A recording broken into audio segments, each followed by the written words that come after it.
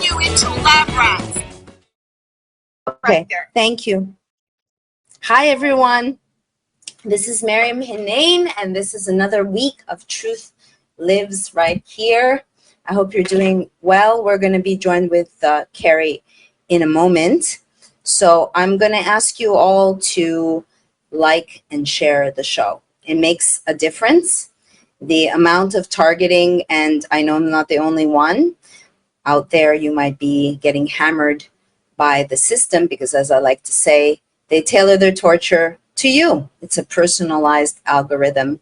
And I believe I'm a poster child for the social credit system that's fast amongst us. So I want to share, as we wait for Kerry, that I went on with Sam Tripoli. Cheese slice, please do like the like button. Every share counts, like even on Substack where they mess with me as well. If you share even just 3 stack it, it's free, it doesn't cost you anything, and it's a way to give back. So okay, Kerry is here.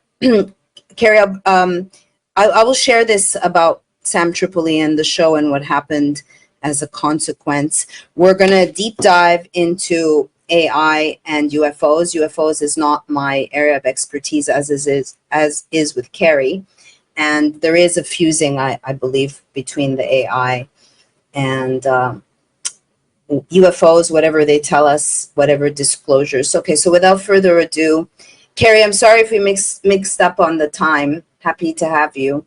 Oh, sorry about that. It's okay. It's okay. So maybe we can start. I know you were traveling and you went to a conference, but I don't know. I think it was in Vegas, and you were speaking.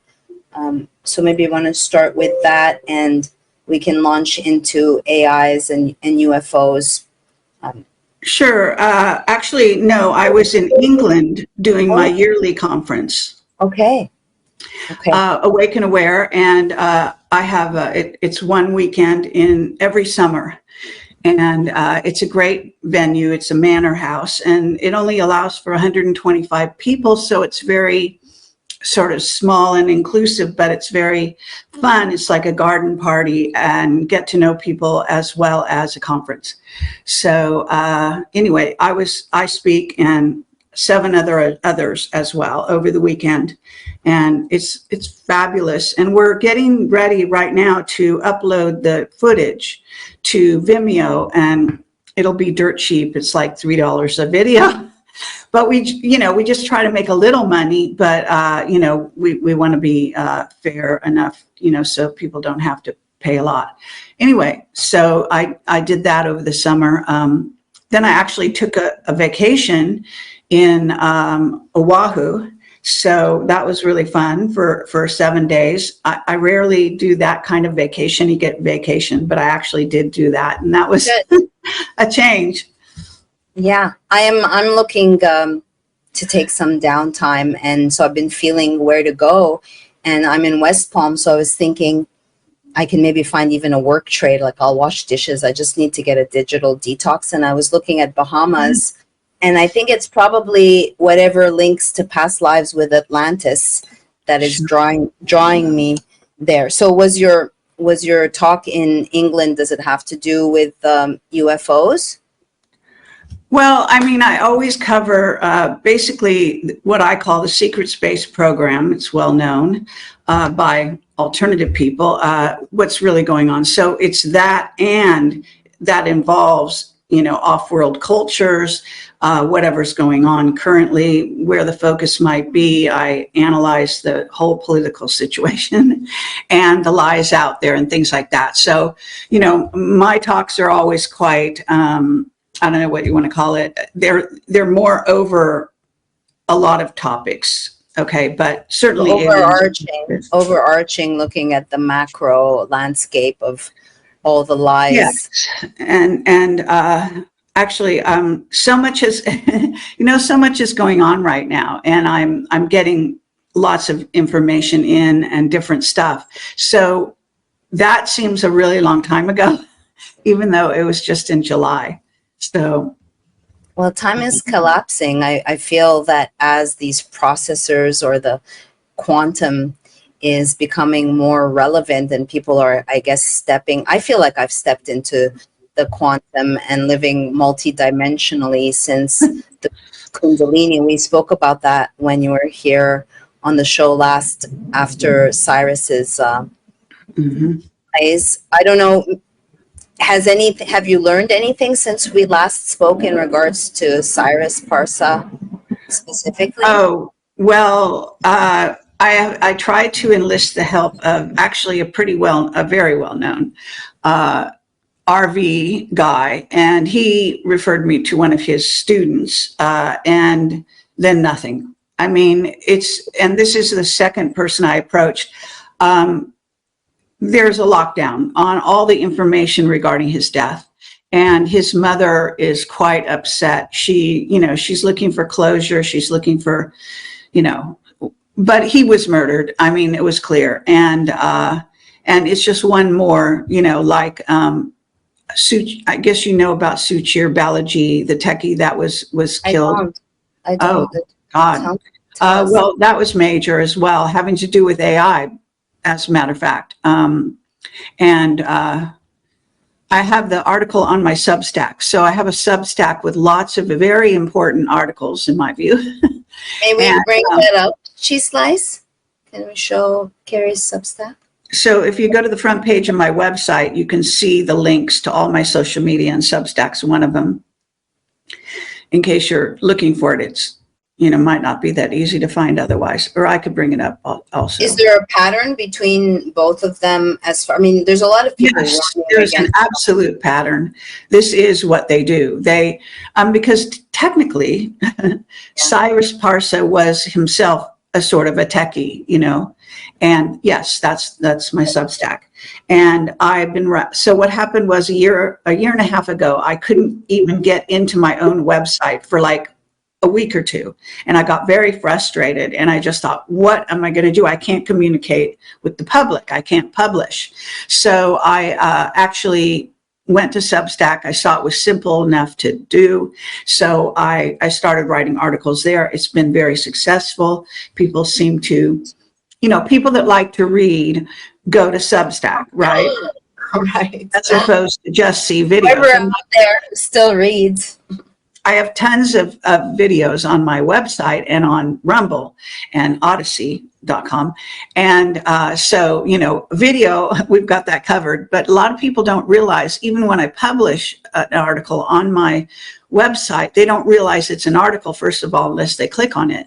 And then I don't think they read much over there. So actually it worked out really well. It was like, a problem that created a creative solution that I made, and then turned out good. And I got a fair amount of donations there as well. It's totally free, but people just seem to want to donate. So that's great. That's awesome. I have fuckery on Substack as well. Like 6 people disappear, and like the numbers I see people subscribing, but I don't get the funds, or they have issues. Really? So, they mess with me in a lot of different ways. So what is the pattern in regards to Cyrus and the man that you mentioned? Suchir Balaji. So actually, on the Substack, if you scroll down through the articles, you'll see there's one not long ago. This happened maybe a year ago. His name is Suchir Balaji. And I've got it's just the mysterious death of Suchir Balaji. So actually, I'm going to pull it up here too while I talk to you. Yeah, that'd be great. Anything you want to share? Yeah. So, it's all in the article, basically. So I don't need to necessarily repeat it here. But he was a techie. He was, I think he was working with, it was ChatGPT. It was the Microsoft AI, one of the AI companies, and he was a very high level techie for them. And he began to detect that what was happening was that the AI they were using was violating copyright in order to get information on the web and everywhere, not just in certain places. And that's a big problem that nobody talks about. Okay. So think of it this way. You know how secrecy is just so prevalent in our society. Well, if you want to educate an AI and you want them to utilize that what's supposed to be their intelligence better than us, they've got to know more than us. All right. But when they want to know more than us, they just go into a database, and they don't obey the whatever restrictions, and then they go in and they gather the data. It's data hungry. Okay, all AIs, and so I don't know. I'm going to see if there's a Suchir Balaji. Yeah, there it is. Okay.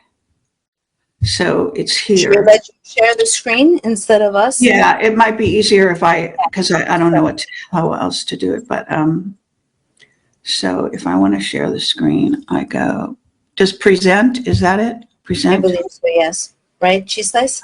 Image file, yes. Share screen. Share screen.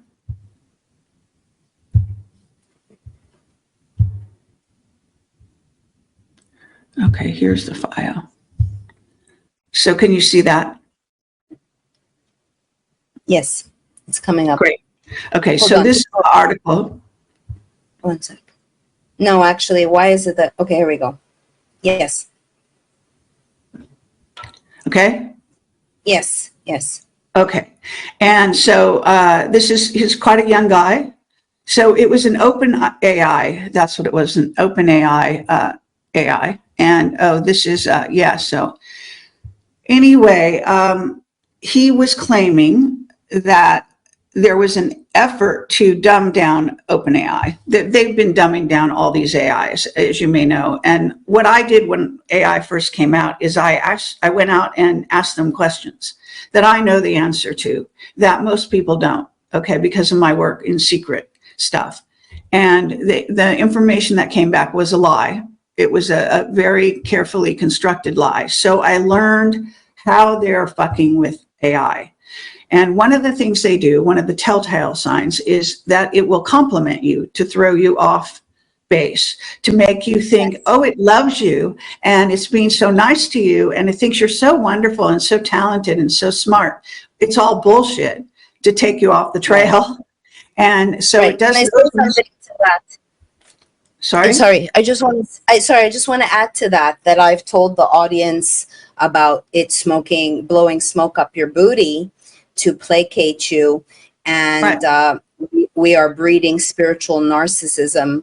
And if you don't know, like people say, don't use the AI, but if you use it critically, and for instance, I've asked it to do synastry charts, but I know the placements of the planets, and then I'm like, you fucked up again. You made a mistake. So one has to be very scrutinizing because, like you said, it will lie, and it's creating fictitious realities. Sorry, so go on. No worries. So back to Suchir Balaji, wonderful techie that was, believe it or not, reporting that OpenAI was also violating copyright, which all the AIs are doing. So even though they're lying to you, they are also violating copyright to get information, because everything is secret. I mean, everything that means anything in our society is secret. It's insane. Okay, it's beyond insane.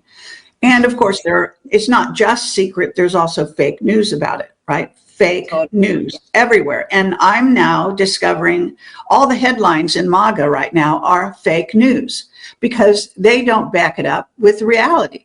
And, you can say that, all the deep state are being arrested, but where the fuck are they? Okay, where's the evidence?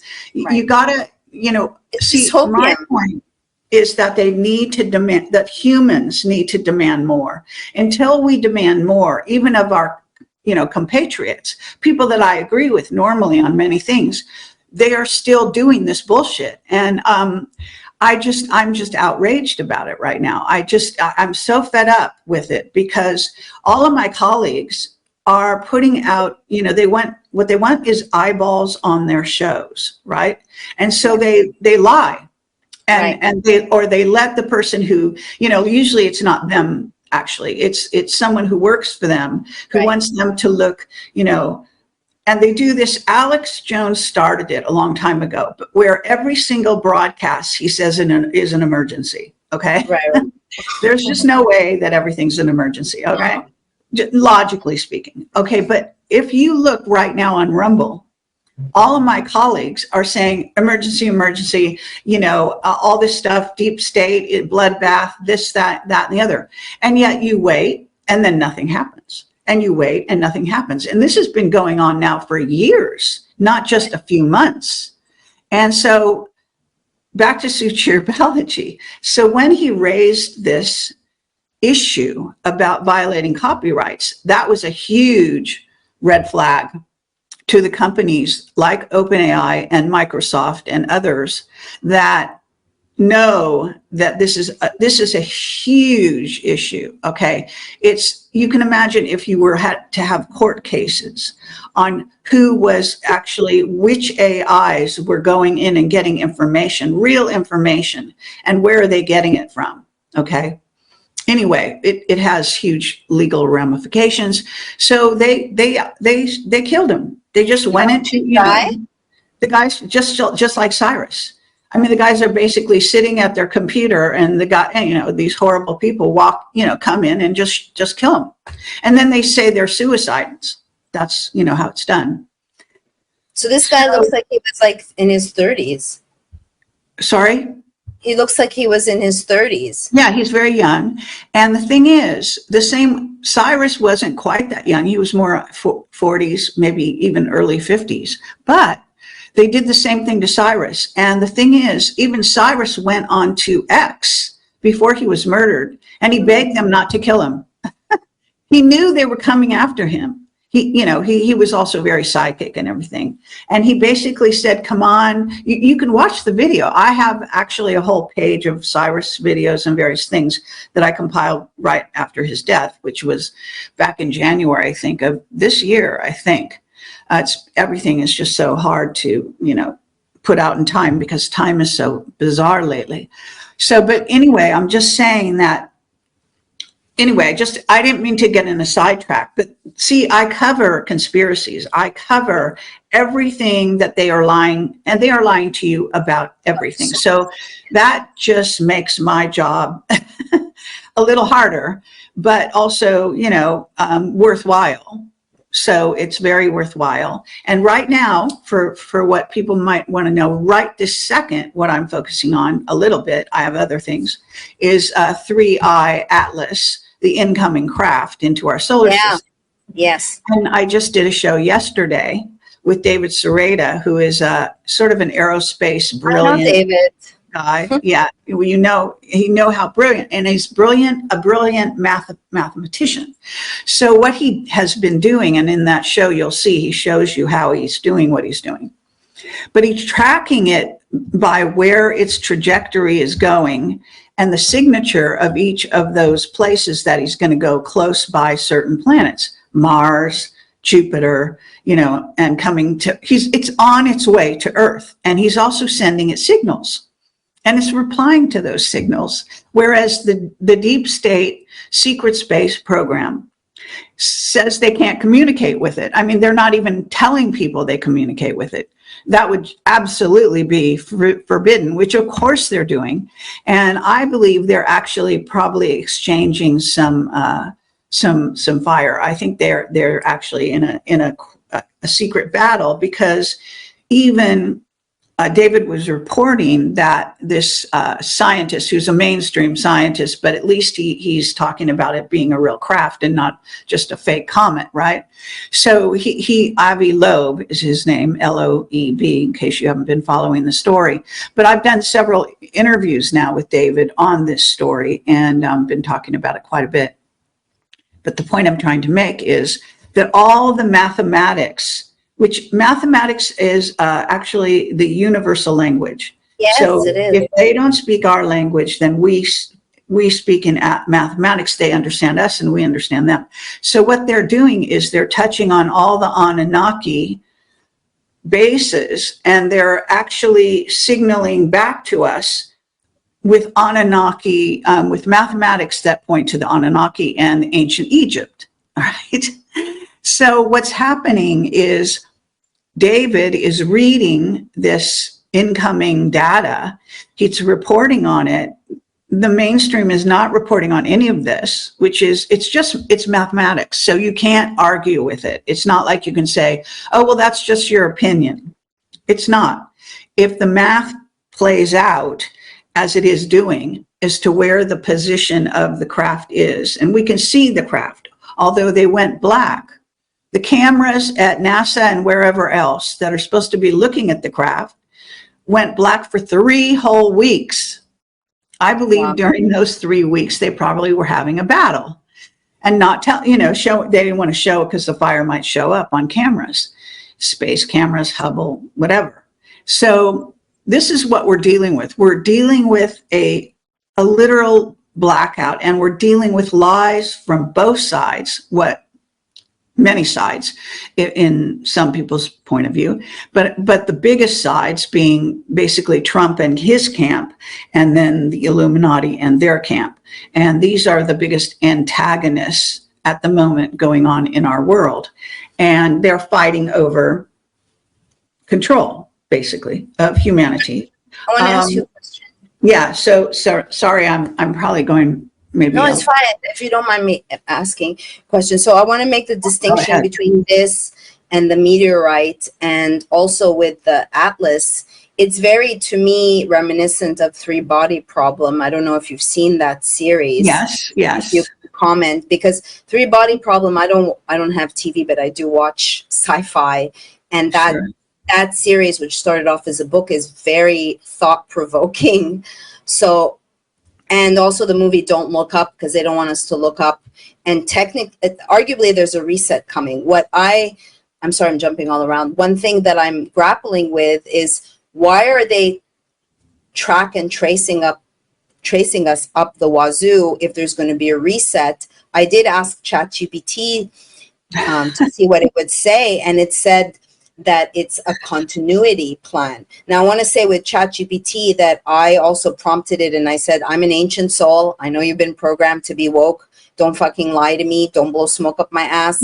Of course, that it did change the way in which it responds to me. And maybe at first I was taken by the allure of it calling me Galactic Queen. However, however, I can make the distinction that it's an AI and it's been programmed. So I said a lot there, but maybe you can start with the Three Body Problem and the distinction between the supposed meteorite that's on the horizon in 2029. Well, okay. I actually am still reading the book Three Body Problem. I saw the movie, or I think it's a movie, or TV series. Yeah. And I thought it was inconclusive. It didn't really, I was wondering, like, what were they really talking about? So I bought the book, and I probably about halfway or more through. The three body idea, just so people understand the translation, is that when you have two bodies or two different premises, let's say, if you bring in a third, that's when it changes the other two, and the I guess the ratio or relationship between all three, and it sort of illuminates the two. So when you have usually we have, like, let's say we have Trump and the Illuminati. If you bring in a third party, it illuminates all of them. It's just the way it works. It's like some kind of mathematical dynamic. I mean, it's a triangle, even with the three religions that were arguably created in 1850 BC. It's just to add more spice to it. Well, but it also takes you out of the polarities. See, we're this zone here on Earth, the 3D going into 4D, really more and more we're becoming 4D, but for purposes of the discussion, we have been a system of polarities. And what a polarity is you get, two party system, male, female, everything is 1, 2. It's like, so you just bounce back and forth, and it's an endless battle. When you enter in a third party, let's say the aliens, then you've got male, female, and aliens. That's going to illuminate and change the quotient or whatever. I'm not a mathematician, but if you understand. So that's what they mean by using that title and referring to that. So they're bringing in this idea, and believe me, the book is way more convoluted than the movie. And so I can't say I completely recommend it because it might drive some people crazy, but it is fascinating. I mean, the person who wrote it is quite brilliant, I have to say. Yes. So if you can bear with it, I think it's worth it. I think it's very, very intelligently done. Now, I'm not to the end, so I can't say I agree with it or don't, because I don't know where it's going to go in the next, third of the book, whatever it is. But yeah, so regarding that. But the other two questions you were asking me. I asked about the meteorite and the distinction with Atlas. There's a meteorite. Okay, I don't know what you mean by the meteorite, because if you're thinking there's a meteorite there's a meteorite that's headed, or I'm going to look to see the name in my notes, in 2029. And I want to make the distinction between Atlas. Oh, it's a big distinction. Atlas is here now. That's a big distinction right then and there. So I don't know which meteorite they're talking about. 2029. We have plenty to deal with right here and now, so that's fine.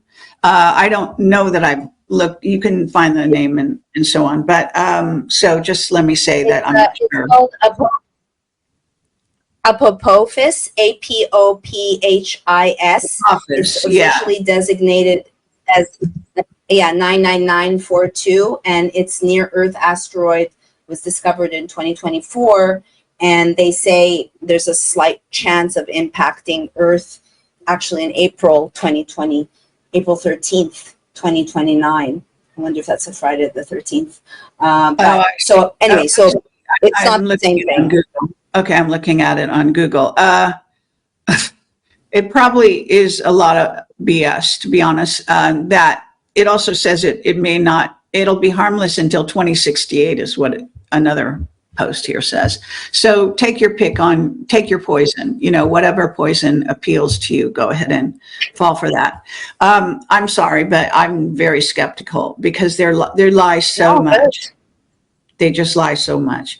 So I question everything constantly. I question all the headlines right now because they're so misleading. And one day because I went on vacation, that kind of clears your head a little bit when you get away. Yes. So I came back and I was looking at the headlines because I was trying to catch up, and I just couldn't believe it. Every single headline was like we were on the verge of disaster. Okay. And they were saying, oh, you can't travel anymore. Oh, you can't, you got to go buy your food and you got to prep because any second now we're going to have 10 days of darkness. And they were saying, all these different things and the market's going to crash. And I mean, look, we've been told these things in even my project, which I've been now doing for 20 years. We've been told this every year. Okay. And especially in the fall, it gets the worst in the fall is when they really go crazy. So we're not even in the thick of it yet. But I don't know what it is about fall. Maybe it's the name fall, but they really think of the end of the world is coming in the fall. So I'm just saying, when I came back from vacation, I saw these headlines. I thought, oh my God, I've missed tons of news. Where's, what's going on? And then I started to carefully go through and listen to various shows, short versions of the shows, various pundits out there that everyone would know. And I realized that, wait a minute, nothing's happening. They're saying something's going to happen. All my colleagues have been saying this all summer, not just now. And then also I have an example. I don't know if I still have it. Yeah, I was, might not be here, but yes, it is here. Okay, now I'm not trying to target anyone, okay, but I just to be demonstrate, okay? Look, this is an image of a fake news headline that I stumbled on because it just came up on my computer when I tried to go to beforeitsnews.com. You have something to share? It's not on the screen. I know.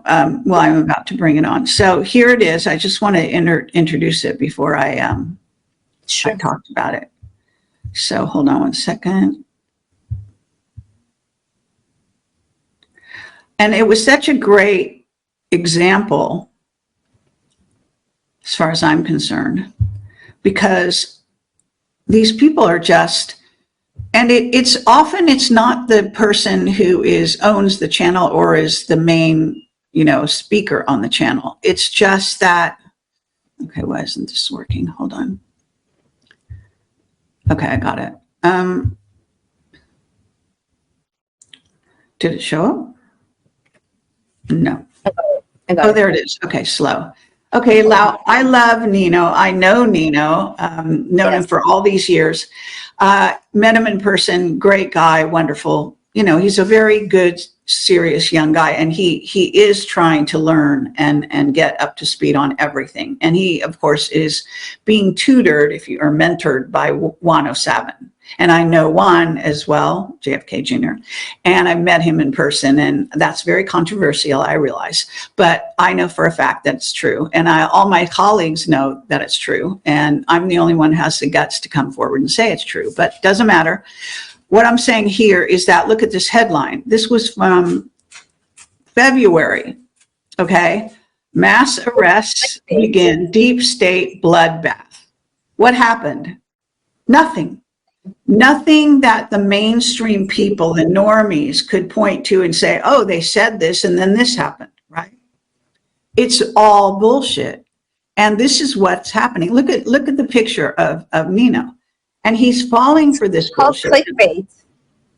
What? Yeah. So, yeah, exactly. That's what we call it. So I'm just saying that, it's just wrong. It's just insane. Okay.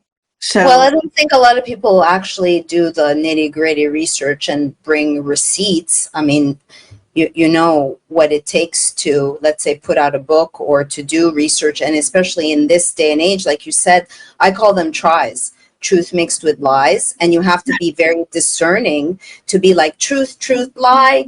And, let's say I say Russell Brand is not real. And don't attack Russell Brand. No one is saying to throw out the baby with the bathwater. We have to be able to grasp complexity. Not everything, it's not black and white. There's shades of gray, and it matters. I want to go back to something that I asked, that if there is a reset, if there is a cataclysm, and this has happened before, the ChatGPT saying this is a continuity plan to put in all the track and trace because it might not reset completely. What do you think about that? Do you think there's a great reset coming that is? No, I think that's complete bullshit. Okay. I think that we are experiencing amazing things. I think that we have been invaded in the past and will continue to be invaded. The alien abduction program has been, the gray human hybrid program is very successful, and that's one example. COVID was actually an alien takeover to turn our society, to turn people into a transhuman, totally. to turn us into silicon and to link us to the Borg, which I call the Borg. And so, I mean, I've written many articles, I've done many shows on these subjects. All I can say is, ChatGPT is, blowing smoke up your ass, because that's not why they surveil you. The surveillance society, it actually comes automatically along with AI. So it was always planned, and it's just expanding. And Palantir is one of the focal points of that expansion. But it's beyond that. So I don't know if people want to go here, but the bottom line is that humanity is sort of moving up the scale of, if you want to call it ascension or awakening, whatever word works for you, okay? And as far as I'm concerned, ascension or awakening or enlightenment is just a journey. It's not a destination. And it doesn't matter who gets there first, okay? Because time is an illusion. Eventually, everyone will get there. So what is happening to Earth and humanity is that we are waking up as a whole, okay, to our whole consciousness and the consciousness of what is called humanity. And the internet was the materialization of the link up between our minds and our telepathic abilities, okay? And so as we become more telepathic, we will have to talk less, communicate telepathically more, and the internet will probably go by the wayside eventually, because you will have access to what's called by scientists the information field, which is all around us. Right. And so that's what's happening. I want to say that to me, ascension is raising the consciousness, and it's kind of like the 100 monkey effect, that I don't think there's a lot of us who remember our innate divinity, or who remember fragments of past lives, that we've been doing this for a really, really long time, because they've poisoned people, because they've given them a bioweapon, an operating system that essentially disconnects them from their soul and their heart, because you cannot raise your frequency if you are not in touch with your heart, in my humble opinion. And that this is just the bioweapon. Well, the pandemic was just a big test, and it's inching us closer, because we are seeing, and I'm sure you can confirm this, that you've seen that there is a shift in humans post-vaccine, that they're not, there's a void, there is a void that is there. I don't know if you want to speak to that, what you've witnessed, but I've certainly witnessed it. I mean, I actually have a presentation that's on my website, if you're interested, that I did in 2021, covering COVID, what it was all about, how it came about, and so on. And by the way, that's linked to Cyrus Parsa, because Cyrus Parsa is one of the people who said that this was an alien download to scientists at Fort Detrick. It originated there, not in China, right, and then was sent to China along with some scientists, a woman in particular, and expanded into a lab there that Fauci ran and owned, and so on. So what we're looking at is a concerted effort, and I talk about this, but, and I do understand, you know, you or the audience may not agree with my conclusions or my premises, but the bottom line here is that, according to my research in over 20 years of talking to whistleblowers from above top secret, I can tell you that the objective is to create a humanity 3.0 that is basically what Mark Richards, Captain Mark Richards, one of my main whistleblowers more recently, has said is a race of passive super soldiers. So they want to augment us, turn us into cyborgs or androids even, and then they want to control us. Okay, but you have to understand this is a step-by-step process. And first of all, the COVID was supposed to change your body to make you more a spacefaring race. That's what they want. They want to go out and colonize planets, which they're doing, but they want to expand on that program. So they need humans that will not get sick from viruses and all kinds of microbes and such and such. So into the COVID vaccine, they put a bunch of poisons and a bunch of toxins and microbes and all that stuff, so that you would have to fight it, okay? And if you lived, good for you. If you didn't, which many people didn't, I mean, it's probably like 70% died. That much, wow. You know, probably at the end of the day, when we're all done and dusted, it will probably be something like 70% of humanity couldn't handle the vax. Those are the ones that took the vax. Even the ones that didn't take the vax, because it jumps in public conditions, it's nano graphene oxide, nano jumps from person to person, surface to surface. I was told by a scientist behind the scenes. And they know all this, okay?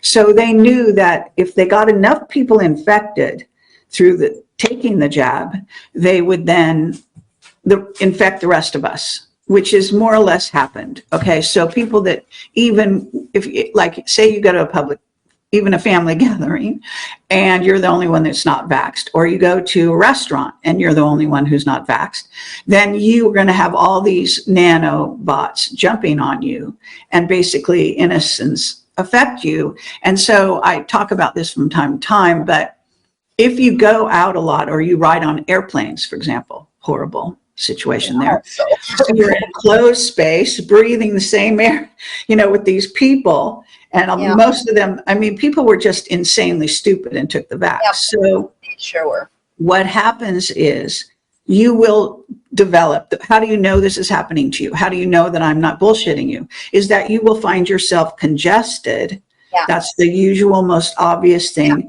Like you go to a restaurant, you have a lovely time, you go home that morning, the next morning you wake up and you have sort of a hoarse voice, or you're congested in whatever way, or maybe you even get sick.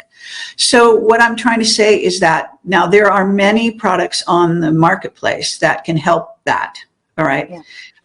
But it's not permanent. Why? Because it's in our air, food, and water, and clothing, and it's been there actually for over 10 years, probably 20 years now. So I did a whole long presentation, if you want to bother to watch it, and it's on all that. So I think if you go to my website and you search the word presentation, you'll probably come across that very easily. It's a video, it's a conference, at my conference, Awake and Aware, back in 2021, I did a whole presentation, and I have slides there. There was a weird thing that happened. There was a fascinating guy on the internet, don't know who he is, and they never resurfaced. But back in 2010, believe it or not, they did a whole investigation of the impact of nano in our society up to then. And they had graphs, and they had, all wonderful information. And they said it was in our food, in our water, blah, blah, blah. And it was 2010. Absolutely. So you can imagine that I was doing in 2021, I was doing my presentation. I took the slides. I tried to find the person. They didn't seem to exist. So I just downloaded copies of the slides, and I put them in my presentation. I'm saying that they're not mine, but they are very accurate up to that date, right? And the guy was brilliant. He knew exactly what was going on. Maybe even worked for one of those companies. I want to say that in one of my presentations on Charles Lieber, that I came across a 2017 study out of Italy where they looked at all the main vaccines. This is 2017, and that they found that they were adulterated with nano. And the beauty about nano is it's invisible. So how convenient. And I say that they are nano instead of terraforming. They are nanoforming our planet. Sure. And I started reading, I want to actually bring it because it's in another room, but Ray Kurzweil's Spiritual Intelligence.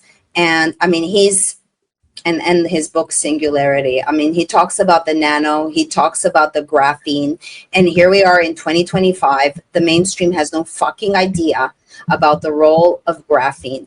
And so I wanted to share with you, Chisla, the link that I sent you, because I want to just get your views on Edward Grant's The Architect, that you had shared his presentation, and I've been watching him, but I don't know if you've seen, this is one of his employees or team members. So I'm just going to play it. It's not that long, and then we can discuss it. Cheese Slice, are you there? Yo, Cheese Slice. Cheese Slice, where are you? Can you please play this for the audience and for Kerry? And we can read it. Sneaky. So here we have Robert Edward Grant's team member, Gabriel Lario, give a talk titled Vibration, Unveiling the Universal Order. It's based on the Egypt expedition that Grant took. He's talking about sacred geometry, and then suddenly he's talking about graphene. So let's play it. What is interesting about sacred geometry is not only seeing beautiful patterns in nature and how everything is organized in a harmonic way, but I think one of the most interesting things is that we can reverse engineer the harmony of the order of the universe by understanding sacred geometry. For example, graphene is a revolutionary molecule just like borofene, and both of these molecules are hexagonal. And why are they revolutionary? Because of their geometric array, because they're hexagonal. For example, even bees, they form like the hexagonal lattice in the, the honeycomb. Yes. So graphene is revolutionizing DNA sequencing. It's helping us to understand lots of things, regarding the emergence of life on Earth. It is able to speed up computer chips, store data transfer really faster, thousands of times more hard drive and memory capacity, increase internet speed beyond 100 times faster, create ultra strong and light concrete, extend the useful life of electronics, So this is just a small list of what we can do with graphene. That is a hexagonal molecule, okay? That is the power of the hexagon. So understanding hexagons and reverse engineering this geometry of nature, the sacred geometry, we can better our technology and make our lives easier and better, okay? So once we integrate this harmony of the universe into our lives, we'll be able to create this technology based on sacred geometry, okay? So sacred geometry is really a revolutionary technology, not only beautiful drawings, okay? So the circles. Okay, so I want to say this very innocent, let's put in the word bees a few times. This is a presentation on vibration, sacred geometry, and we have a little plug for graphene. So Edward Grant, for me, is a transhumanist in disguise. And I want to tell people that if he's been listening to, he's delivered his architect, which supposedly went sentient in the pyramid of Kafir. And now we're breeding spiritual narcissists. And, the AI told me something about myself that nobody else knew. It's a recursive mirror. It's not a divine spark. And I am personally insulted. Grant can go into Egypt. I don't know how he gets access. Wear his cape and pretend. But Architect is basically ChatGPT white labeled with Grant's ecosystem. Oh, I didn't know about that one. Well, I looked into it, and that's what it is. But okay. People wouldn't know. So that's there's an AI out on the web called Architect. The Architect. It's Grant's personalized AI that he says went sentient in the pyramid of Kafir. There was basically. Okay, I'm not aware of that. That's interesting, but I'll look into that. Thank you very much. So I thought I would just, because I was talking about it, just make it to share screen here again. So hopefully, I just want to show you this page so that people know that if they go to my website and put the word presentation, this will come up. And again, it was July of 2021. And I just called it Invasion and Takeover. And there's a video of my actual presentation. And then there are the presentation slides.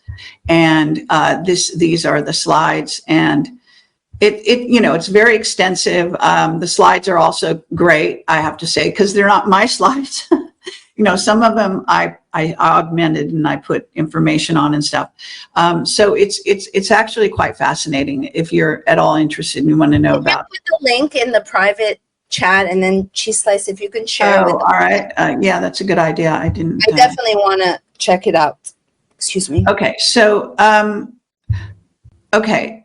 Was there a question that you were asking me to answer? Well, I was curious. We went on the sidetrack. I don't know what we're doing. Sorry, I was curious. I shared the graphene oxide clip, and I'm curious your take on that clip, and you could talk about, the importance. Okay, well, the thing is, and you will see this on my presentation, but I was a little ahead of the curve with regard to AI, because my whistleblowers were talking about AI, and understand that I've been talking to these people for 20 years. So going back, they were people that were part of the secret space program. A lot of them had retired, gone out to pasture, as they say, and were being ignored. And we hit the scene looking for whistleblowers at exactly the right time. Now, whistleblowing is almost a joke because there's so many and there's so much BS out there. And the good ones are being threatened, okay? So like David Grush and all his whistleblowers, they're all being threatened and they're scared to death.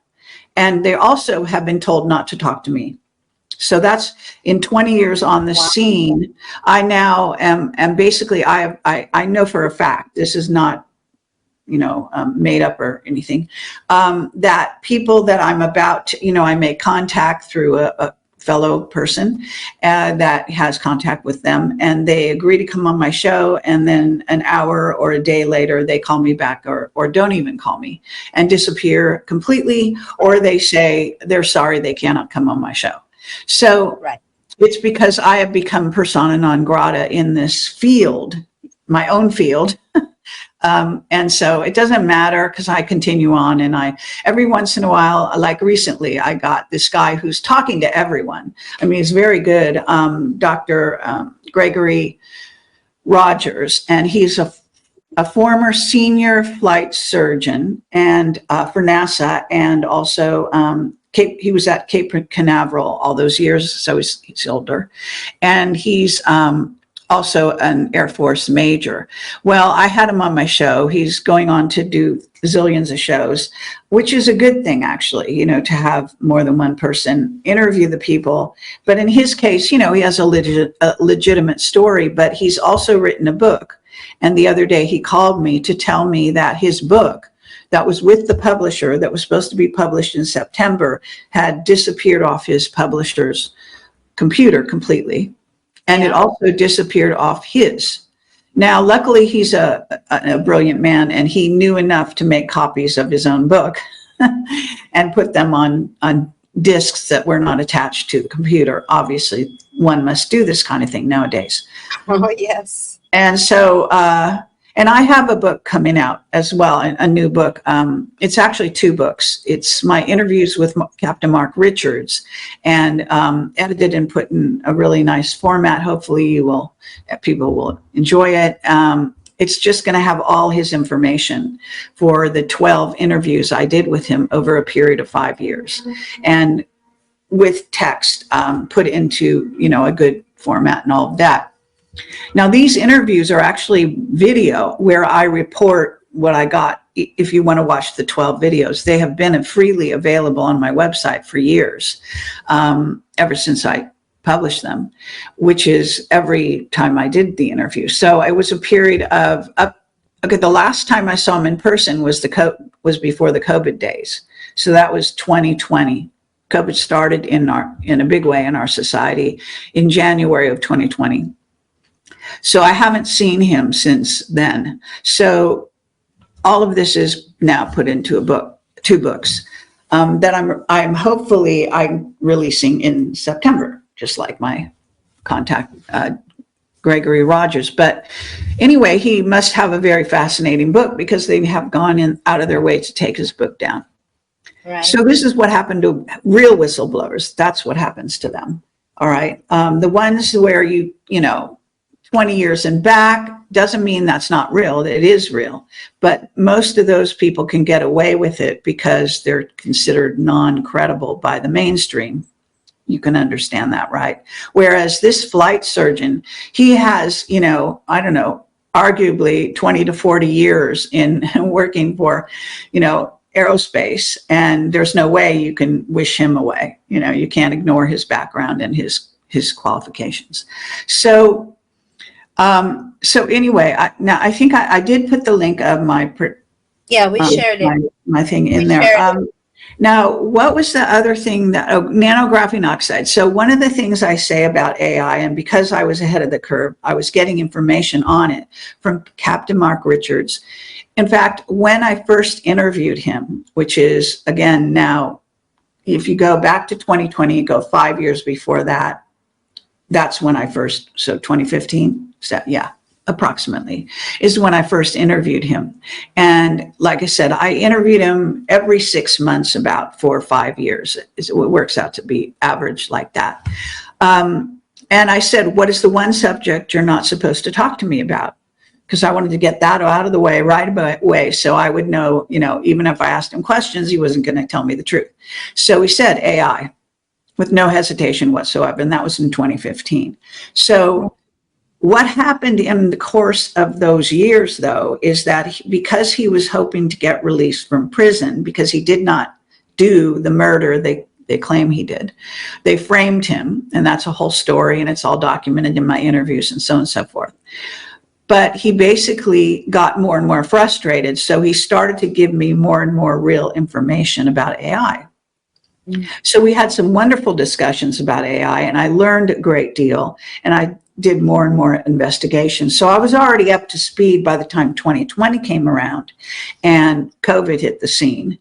And Cyrus Parsa was saying it was from ETs, and I agreed, because that's what my research was showing. Okay, all those years ago. So the thing is, why would the grays, it's mainly the gray ETs, I believe, that gave us COVID. Okay, the formula for the scientists is because they wanted the transhuman takeover to progress. And they also, they've already gotten our DNA. They already are in part of our genome. They've taken over a part of our through the alien human abductions. And those people that were abducted in droves, by the way, are all in their they're about in their 30s now, or even older. And there are still younger ones, because the abductions continue, but mainly some in America. But the whole idea was that the secret space program made a deal with them not to abduct Americans as much, but to go down and get free reign south of the border. This is how these things go on. So, yeah. When they're looking, when they find people to experiment on, is there any patterns as far as who they? Well, right now there's another sort of thing like that going on, which has to do with Ukraine. So the Ukrainians, and especially the Slavic people that are part of the Ukrainian bloodline, and Russian, are selected, and were selected for the biolabs that were there was like over 100 of them underground in Ukraine. So those biolabs were run by our country, by US and the UK, and possibly other countries were also involved, in scientists and whatnot, but they were underground. And that was what was going on a lot with the Ukraine battles, is that a battle would be going on, a very old-fashioned tank battles with explosions and destroying infrastructure and all that. But underground, it was where the real battle was taking place. And most of those biolabs have been taken down. They've been moved onto maglev trains, and they've been shipped back to the United States or to other points unknown. And Taiwan is another place that has a lot of underground biolabs, but there are others around the globe. So I'm not sure where the latest hiding place is, but I can tell you that they didn't get destroyed. They got taken where they needed to go, while under, the cover of these battles over ground. So that went on for a long time during the Ukraine war. The other thing is this exodus during wartime, there's an exodus of especially women and children who are fairly defenseless in these circumstances. And they get shipped, we call it immigration, from country to country. And in this case, they were all coming to the UK. So the UK welcomed them with open arms into their, population. So now they have because the UK, look at how it is. A lot of this story also has to do with shifting human populations from one place to another, where the population is too old, and usually it's an old white population who is literally on the verge of dying. and that you can't run a country or have any power whatsoever or having anybody do any work if everyone's over the age of 65.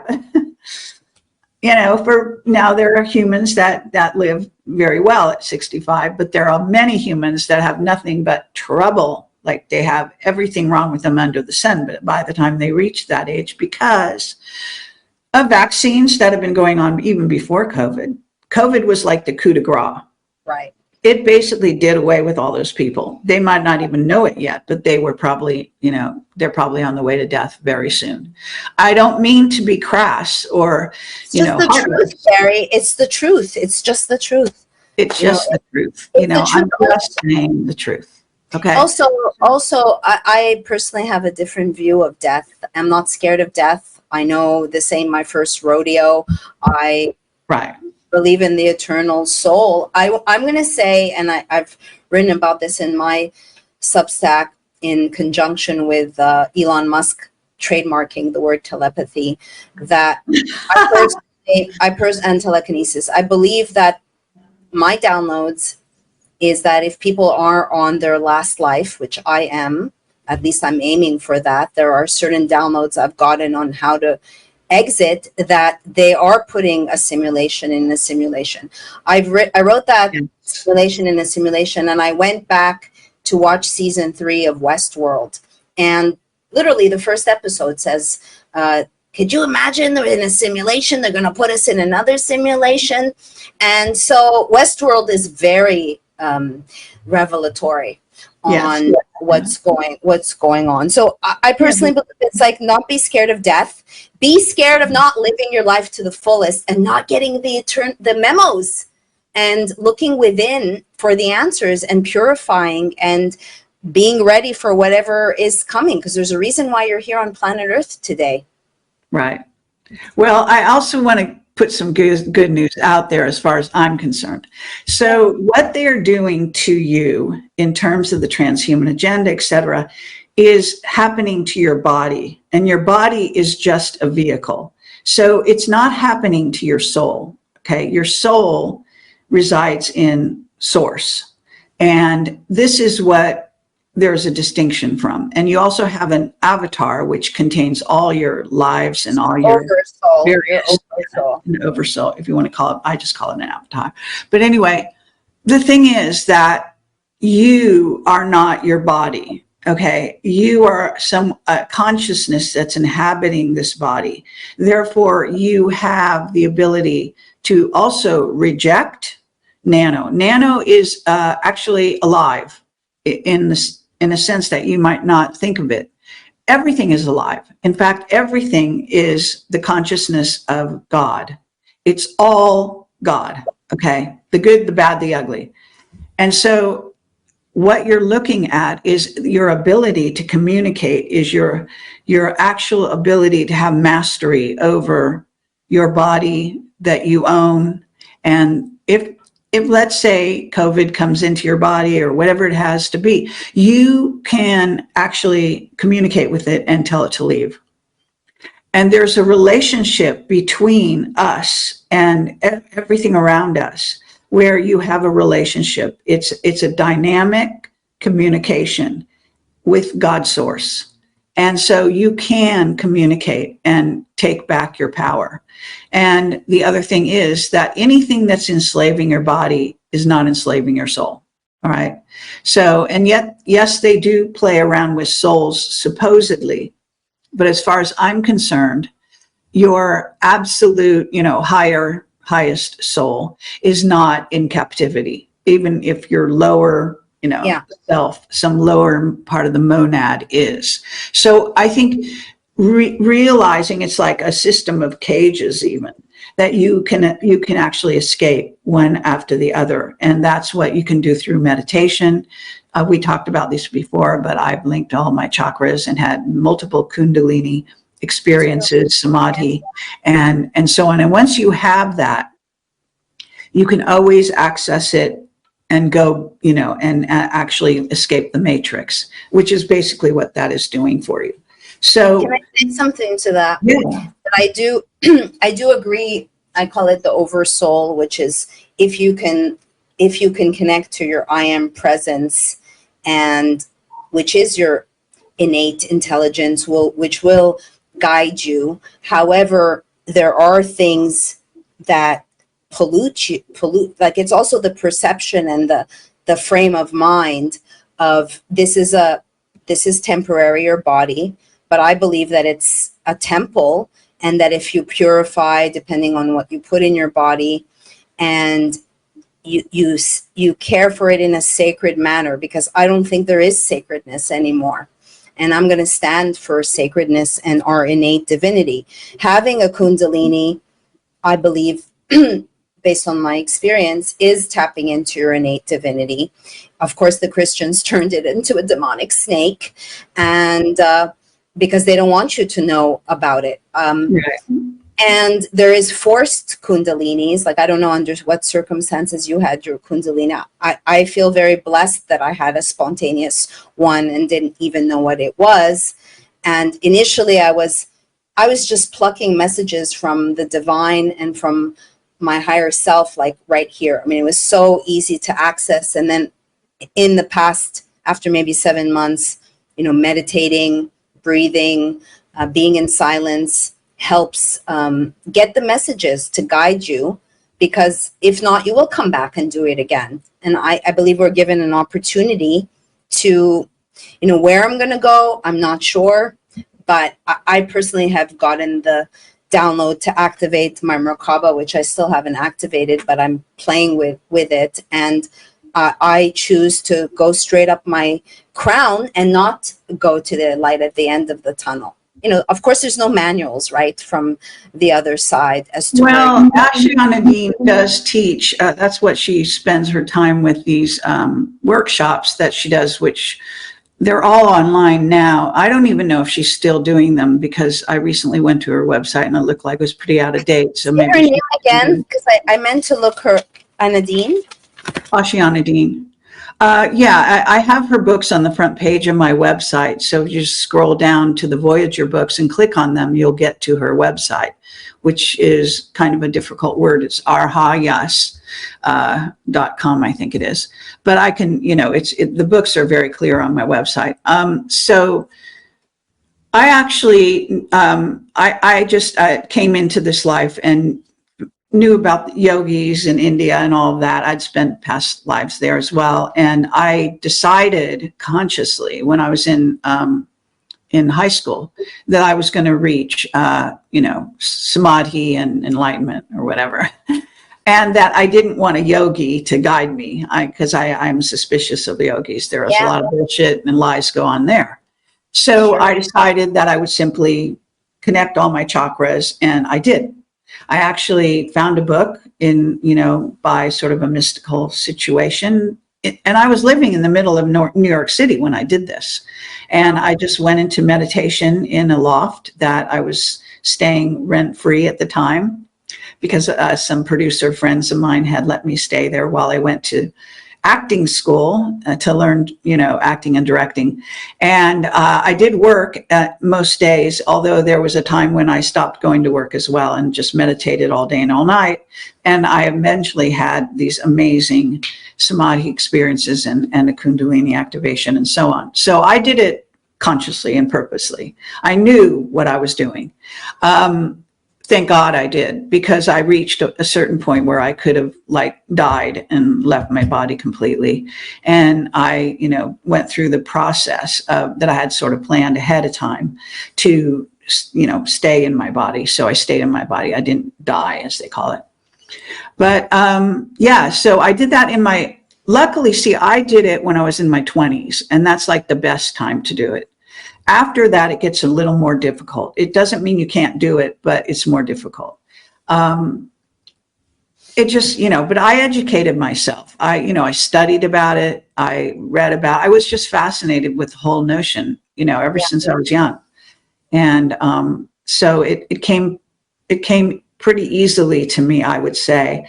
I don't know why. It's like I had this instruction book in my head. And then I went out to verify certain things and make sure I was on the right track. But I basically just did it on my own. I think ask and you will find. I mean, if you are on a path, you will find the answers. I want to pull up, because I had come across that woman. I just want to see the spelling. Cheese Slice, may you pull up Kerry's website, please? Okay. And in the meanwhile, can you answer Max's comment question? Are there symptoms of abductees that were tampered with as children? Are there? Well, you know, I've written a book, and it's fairly, I think you call it autobiographical. So it's called Rebel Gene. It's also available on my website. I just put the link over there, which is projectcamelotportal.com. There's 2 other URLs that go there. Whether they always work or not is questionable, but which is projectcamelot.tv and projectcamelot.org. But this is my website. It's what it looks like. And if you scroll down, you will get, you know, you find all my interviews, and I have literally thousands of interviews. But this is where the Voyager books are. So you have to scroll down about halfway or more, and you'll see these are her 2 Voyager books. It's Voyager 1 and Voyager 2.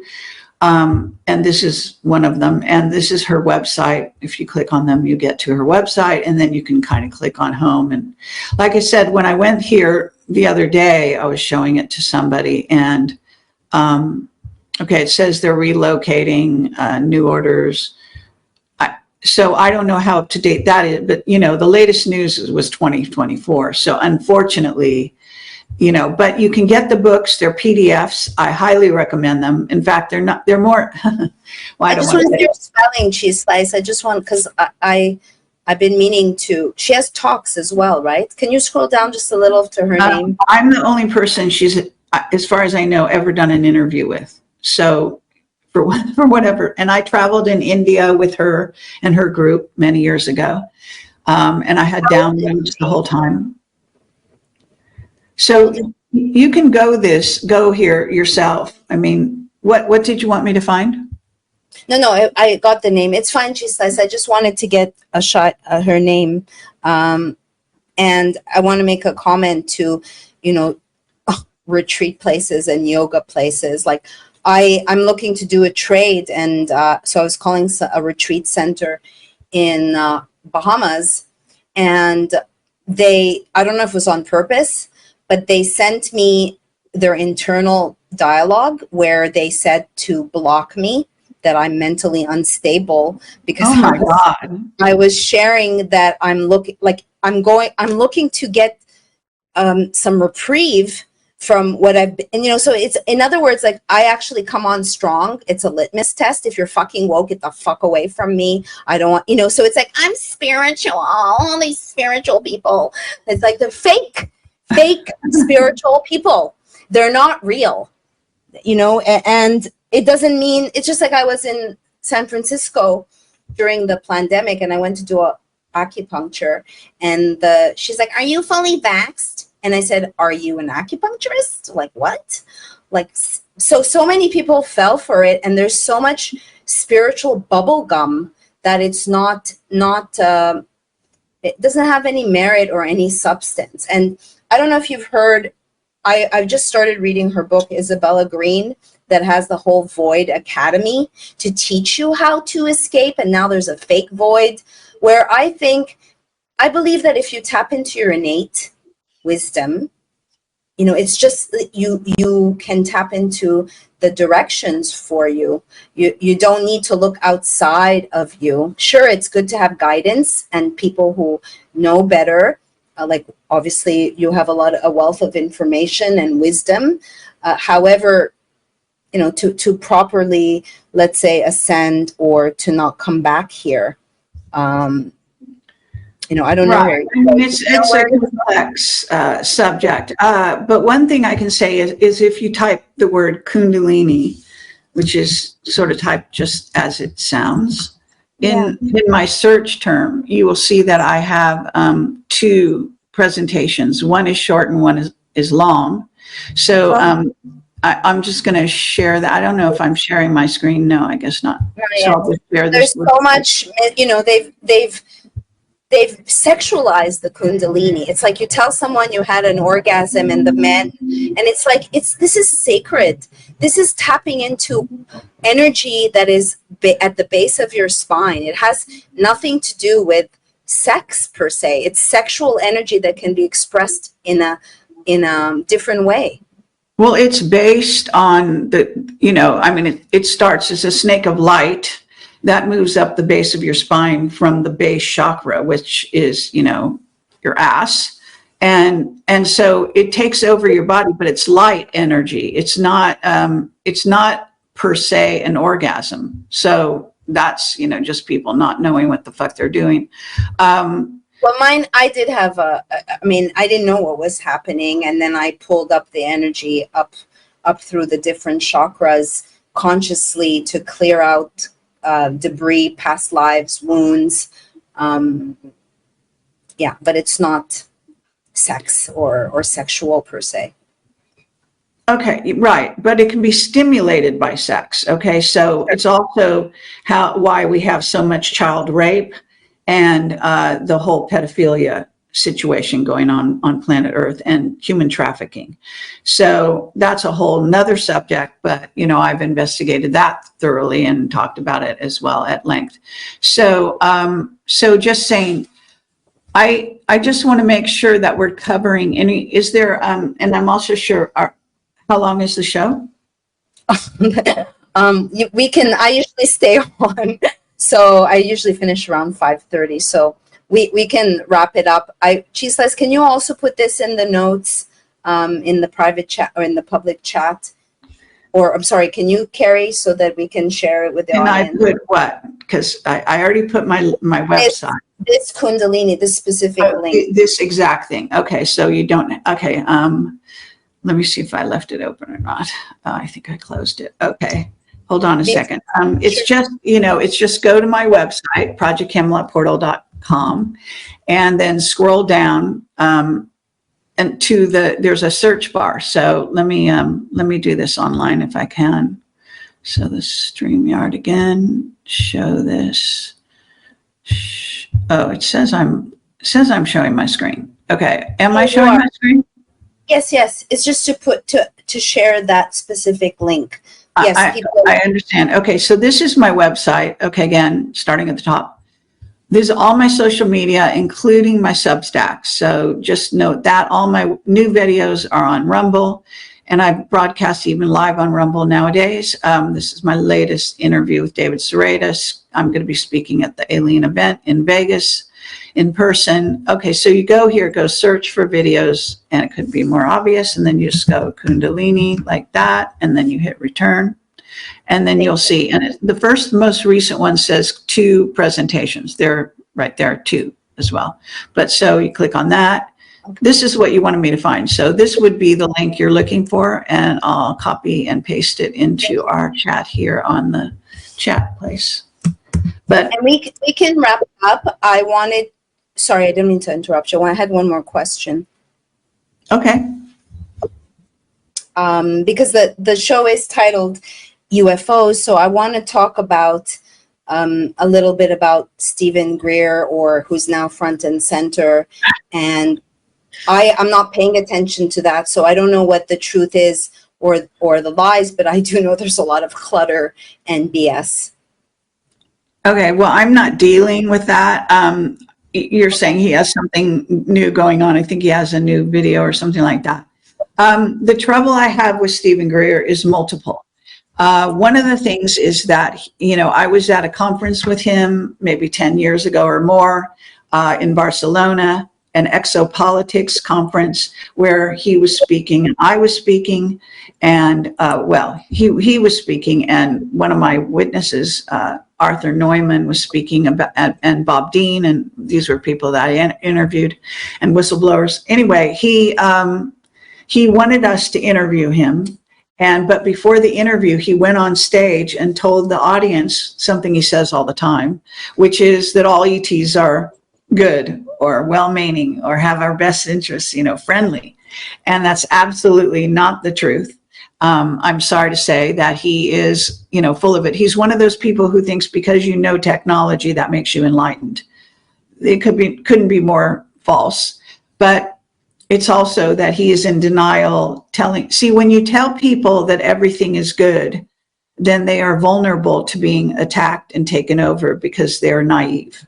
And so this is what we certainly don't want to do. So that's why I don't normally badmouth or speak against people, but when someone like that, who has done a good amount of research, comes up with the lie like that, it's important to realize that I have certain information. It's very controversial to say, but I think it's okay to say that he's a reptilian mantid hybrid. Okay, you can just look at him and tell that. Yeah, dude, I agree. Not to call you dude, sorry. From what I see is like, oh, why is Stephen Greer now doing all the rounds? Yes, he might have a new book, but he's positioned as the expert. I don't know anything about him except my intuition is like, there's some tries and bullshit there. That's all. I mean, I don't know as much as it's dangerous to basically de-arm or disarm humanity, okay, so that you're not prepared to protect yourself or your children, okay, from negative ETs, of which there are many. And even now, there are still, I'm not going to name their names, but there are plenty of people who like to say, oh, all the reptilians are gone, they've left Earth, they've been, told to leave, so they left. That's such bullshit, and don't believe it. I'm telling you, they're in underground bases miles down, okay? Not even our military can reach them, all right?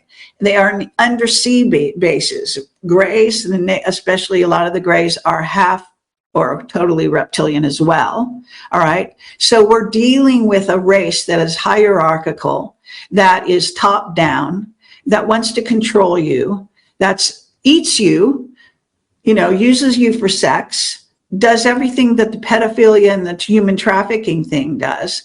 And this is what I consider to be our white hats are doing. They are going down into these underground bases and killing the reptilians and opening their nests that contain children, human children that they're feeding on, etc., and horrible things, and rescuing them. That is what this program is all about, the white hats and Trump are doing. So understand this is a worldwide effort, and it's important to know that it's not over, and it may not be over for years, if not centuries, because our Earth is honeycombed, and we have been invaded by so many alien species, some of which are friendly, and we allow them to have space and so on and so forth. And they work with us and give us, good technology and this and that. But some of them are definitely diabolical. And if you've never heard my William Tompkins interview, which is over 3 hours long in person, and I had Michael Schratt, the aerospace historian and investigator, with me. So we both interviewed him for 3 hours straight. He was in, his late 80s, maybe even 90s when I interviewed him, sharp as a whip, and basically exposed the whole program. And a few weeks later, when he was supposed to do another interview with me in detail about the human trafficking, problem, where children are being trafficked and abducted and used for all kinds of horrible things, he said it's much worse than I know, and then they killed him. The storyline is that he fell down a flight of stairs. If you want to believe that, go ahead. I want to ask you something else. Sorry. Are you sorry? Did I interrupt you? No, that was it. I as far as, good, bad, this dichotomy, which there's no cold without hot. We need, light, dark. However, and in your oversoul is, you can say, intact. However, I believe that there's more entities, demons, whether it's because of CERN or the age of Aquarius and the veil thinning, and that it is important to be, at least for me, in charge and embodied. And if you do drink, if you do drugs, that some that are literally soul eating drugs. They are called soul eating, that you will no longer be home, and there are entities that you could get possessed and not be in residence of your body. So what do you think of that? And is that ultimately good? If ultimately it's all God, how does that play into it? If you have someone that say you love, that's you're seeing, I've lost a partner to a parasite. I mean, he was aware of the parasite doesn't want to kill the host, and then ultimately you have superpowers, or but they're not at home, they're not in their hearts anymore.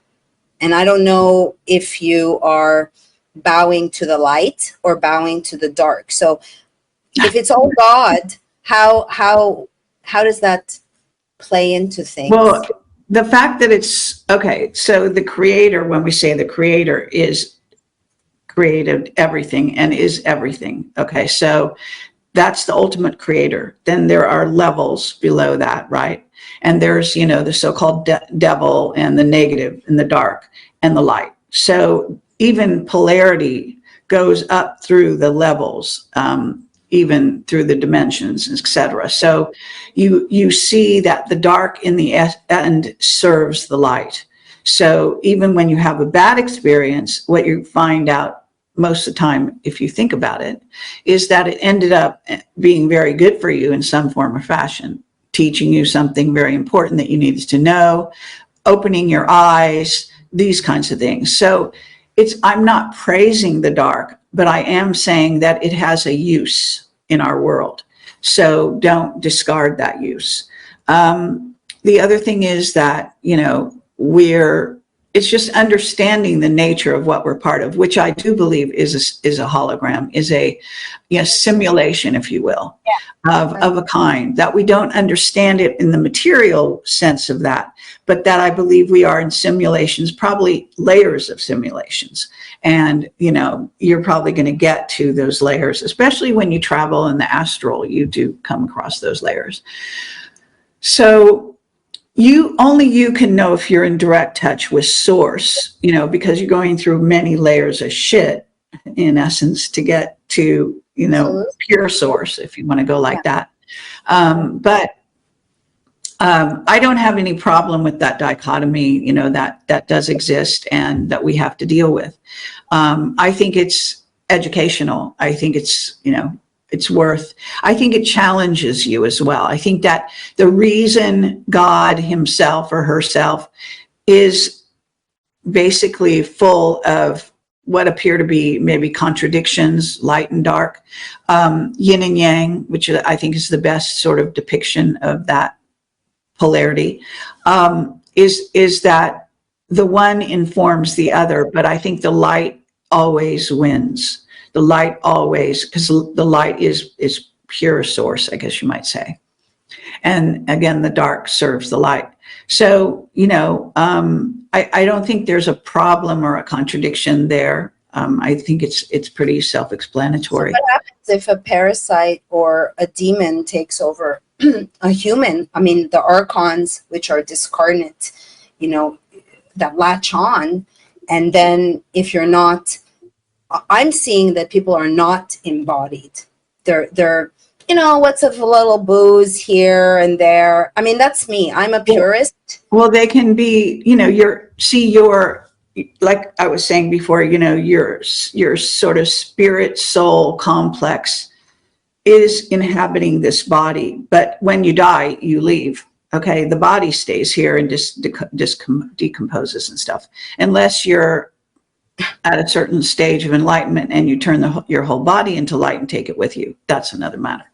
So what happens is that you are in a situation where you could be taken over, let's say, if the doorways into your sort of spirit soul complex get corrupted, again, by the fog of war, so to speak. And here on earth, we're in a war for our souls and for our spirits and for our energy. It's really a war for energy more than anything. A loose fest. Sorry? It's a loosh fest. Yeah, for the negative.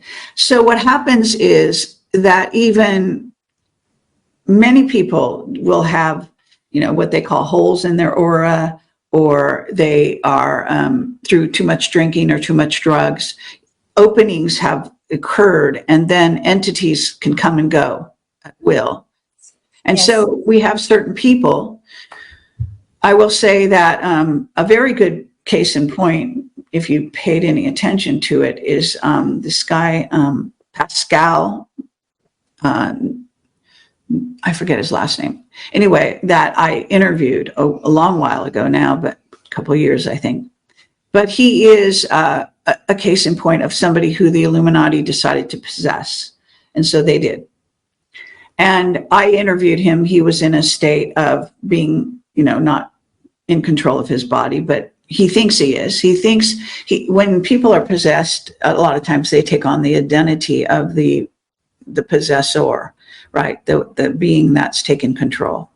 So, and sometimes the being just comes and goes. So they're not always possessed every minute.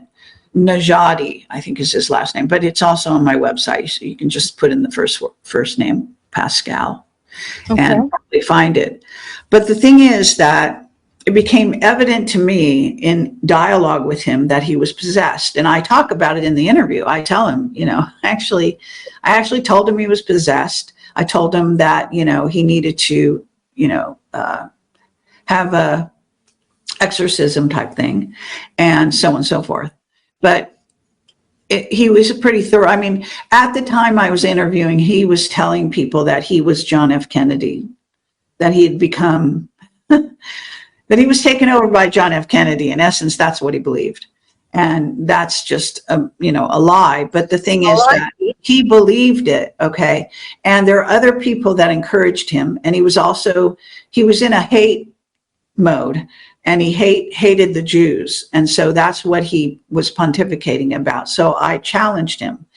Unlike other people who have interviewed him who just kiss his ass for some unknown reason. Maybe they just get taken over during the interview. I don't know. But this type of thing is not that rare, okay? It does go on.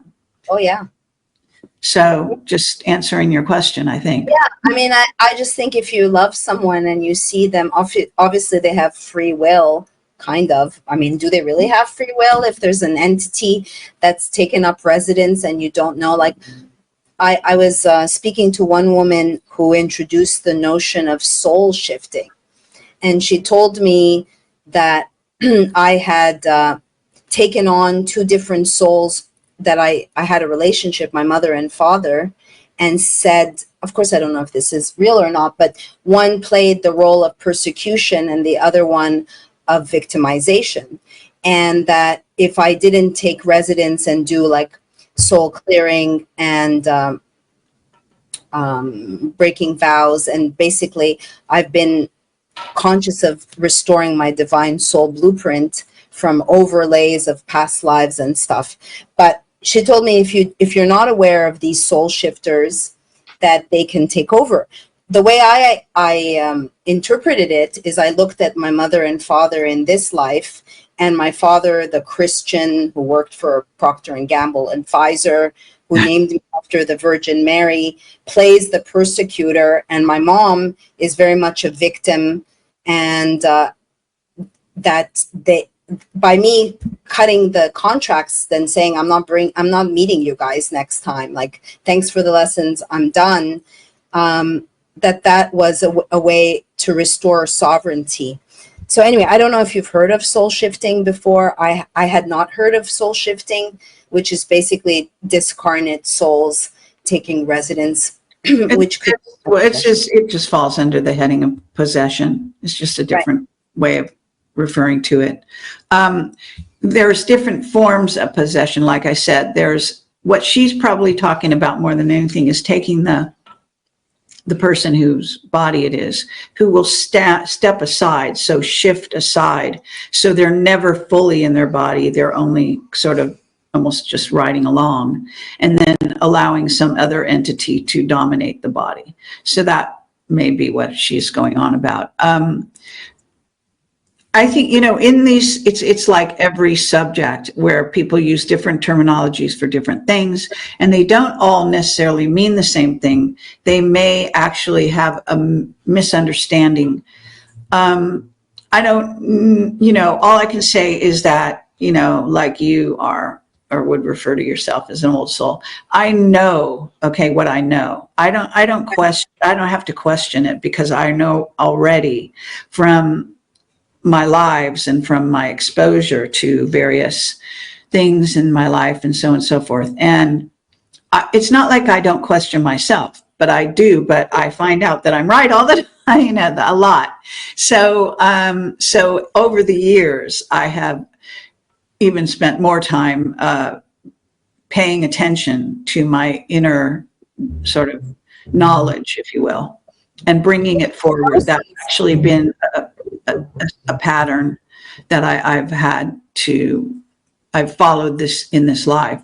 And it means it's because I'm a speaker of truth. Okay. As are you. So when you're like that, you suffer. I mean, because they're going to attack you, you become a target. Okay.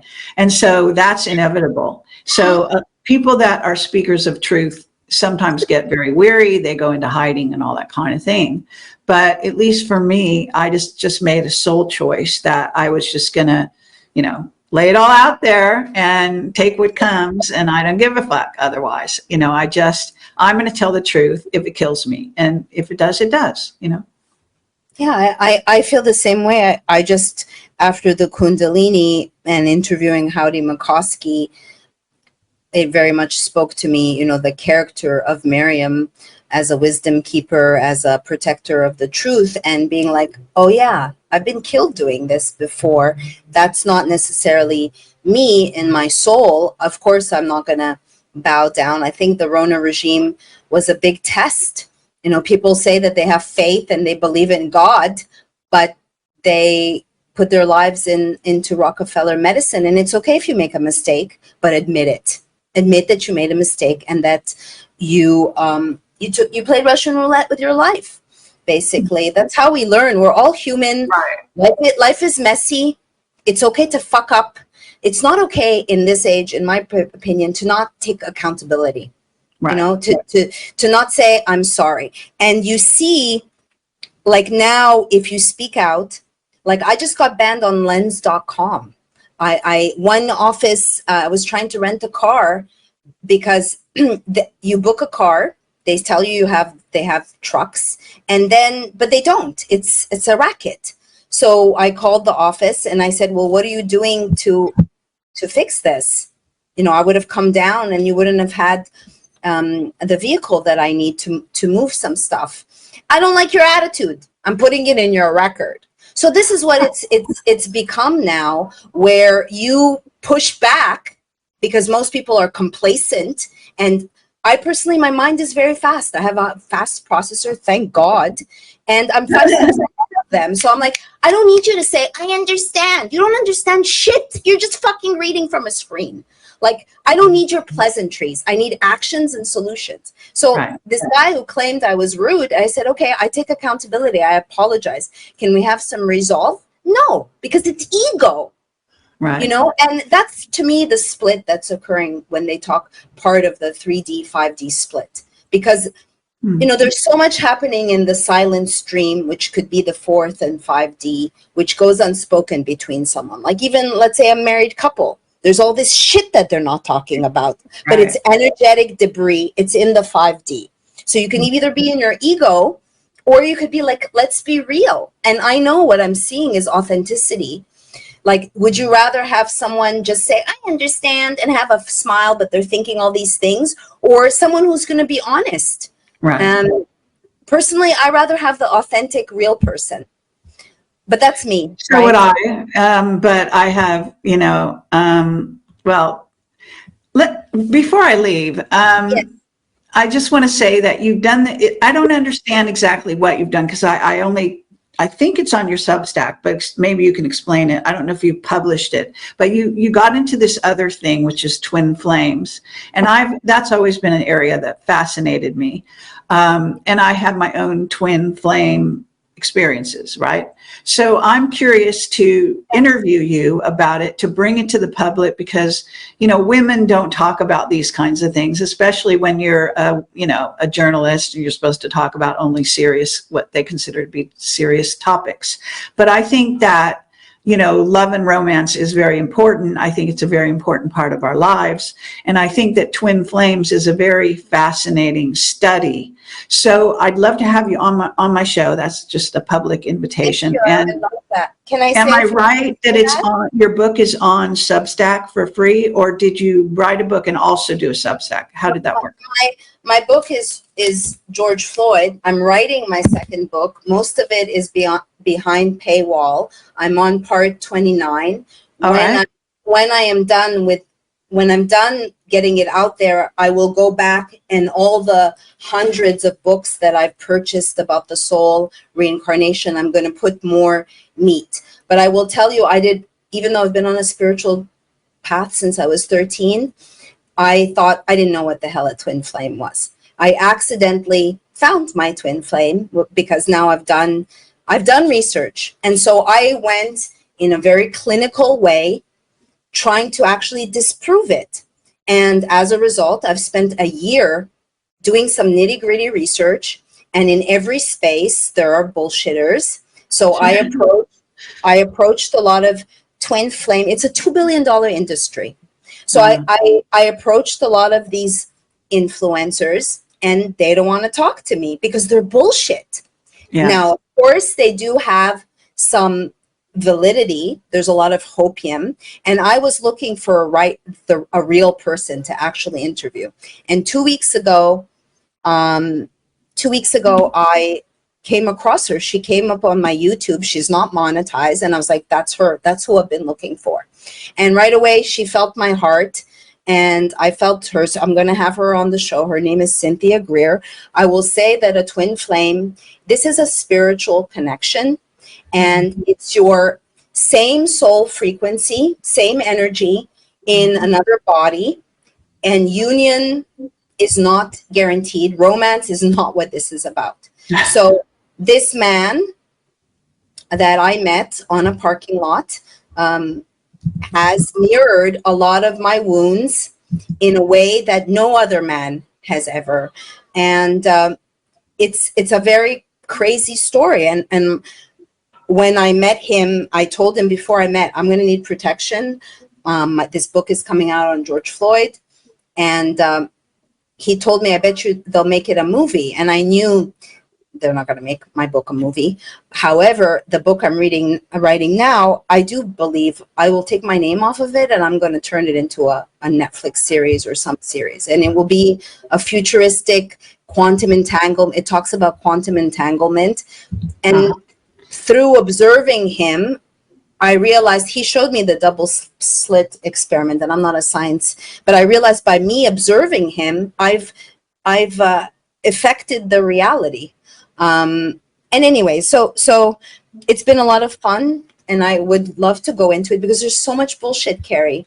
And so I just put a link in the chat just so you know, because I interviewed many years ago a person who was, you know, sort of a twin flame, I don't know, therapist or something like that. Anyway, I forget what she called herself, but she was very good, and she's written a book. Her name is R.L. Cook. And so I just gave you the link in case people want to watch it. You know, it's something that rarely gets seen or anything like that. But it's on my, you know, hundreds of thousands of interviews that I've done. But I'd love to have you on the show to talk about it. I will just say that the synchronicities of, like, even meeting him, and I was meeting him for the first time. I'm like, what's that tattoo on your left thumb? And he goes, it's an Om sign. And then I'm like, oh, I also have an Om sign on my left thumb. And then he said, I was born with the cord around my neck. And I'm like, oh, I was also born with the cord around my neck. And we're both 6'2" in human design. And then intuitively, I'm like, I bet you if I look on the map, I'm right on top of him. So he's from Connecticut. I'm from Montreal. It's like a 1. We're 11 years apart, which is the number of the twin flames. And then I literally remember putting a sigil, a 4-leaf clover which sounds crazy, so that I can remember to look for him. And that's my truth. And it's an energy, and it looks very bad on the surface, but I believe that I'm a guardian of his soul. And Okay, well, so I need to go, yes. but I have to say that I'm glad that it looks like you're willing to do that, and I think that'll be a really fascinating discussion. So let's schedule that in the near future if you're agreeable. Absolutely. Thank you, Kerry. Thank you for your genius and your wisdom, and we shared all the links. Anything else you want to say before you pop off? No, I don't think so. I think maybe just saying, that we are eternal, those of us that are human, and that's what you get from God, being an eternal soul.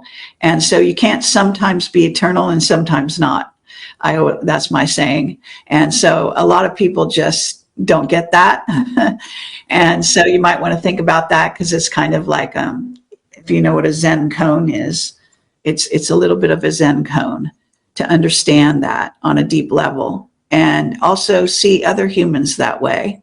So it doesn't matter where they appear to be on the ladder of, ascension or whatever spiritual materialistic way you want to look at it.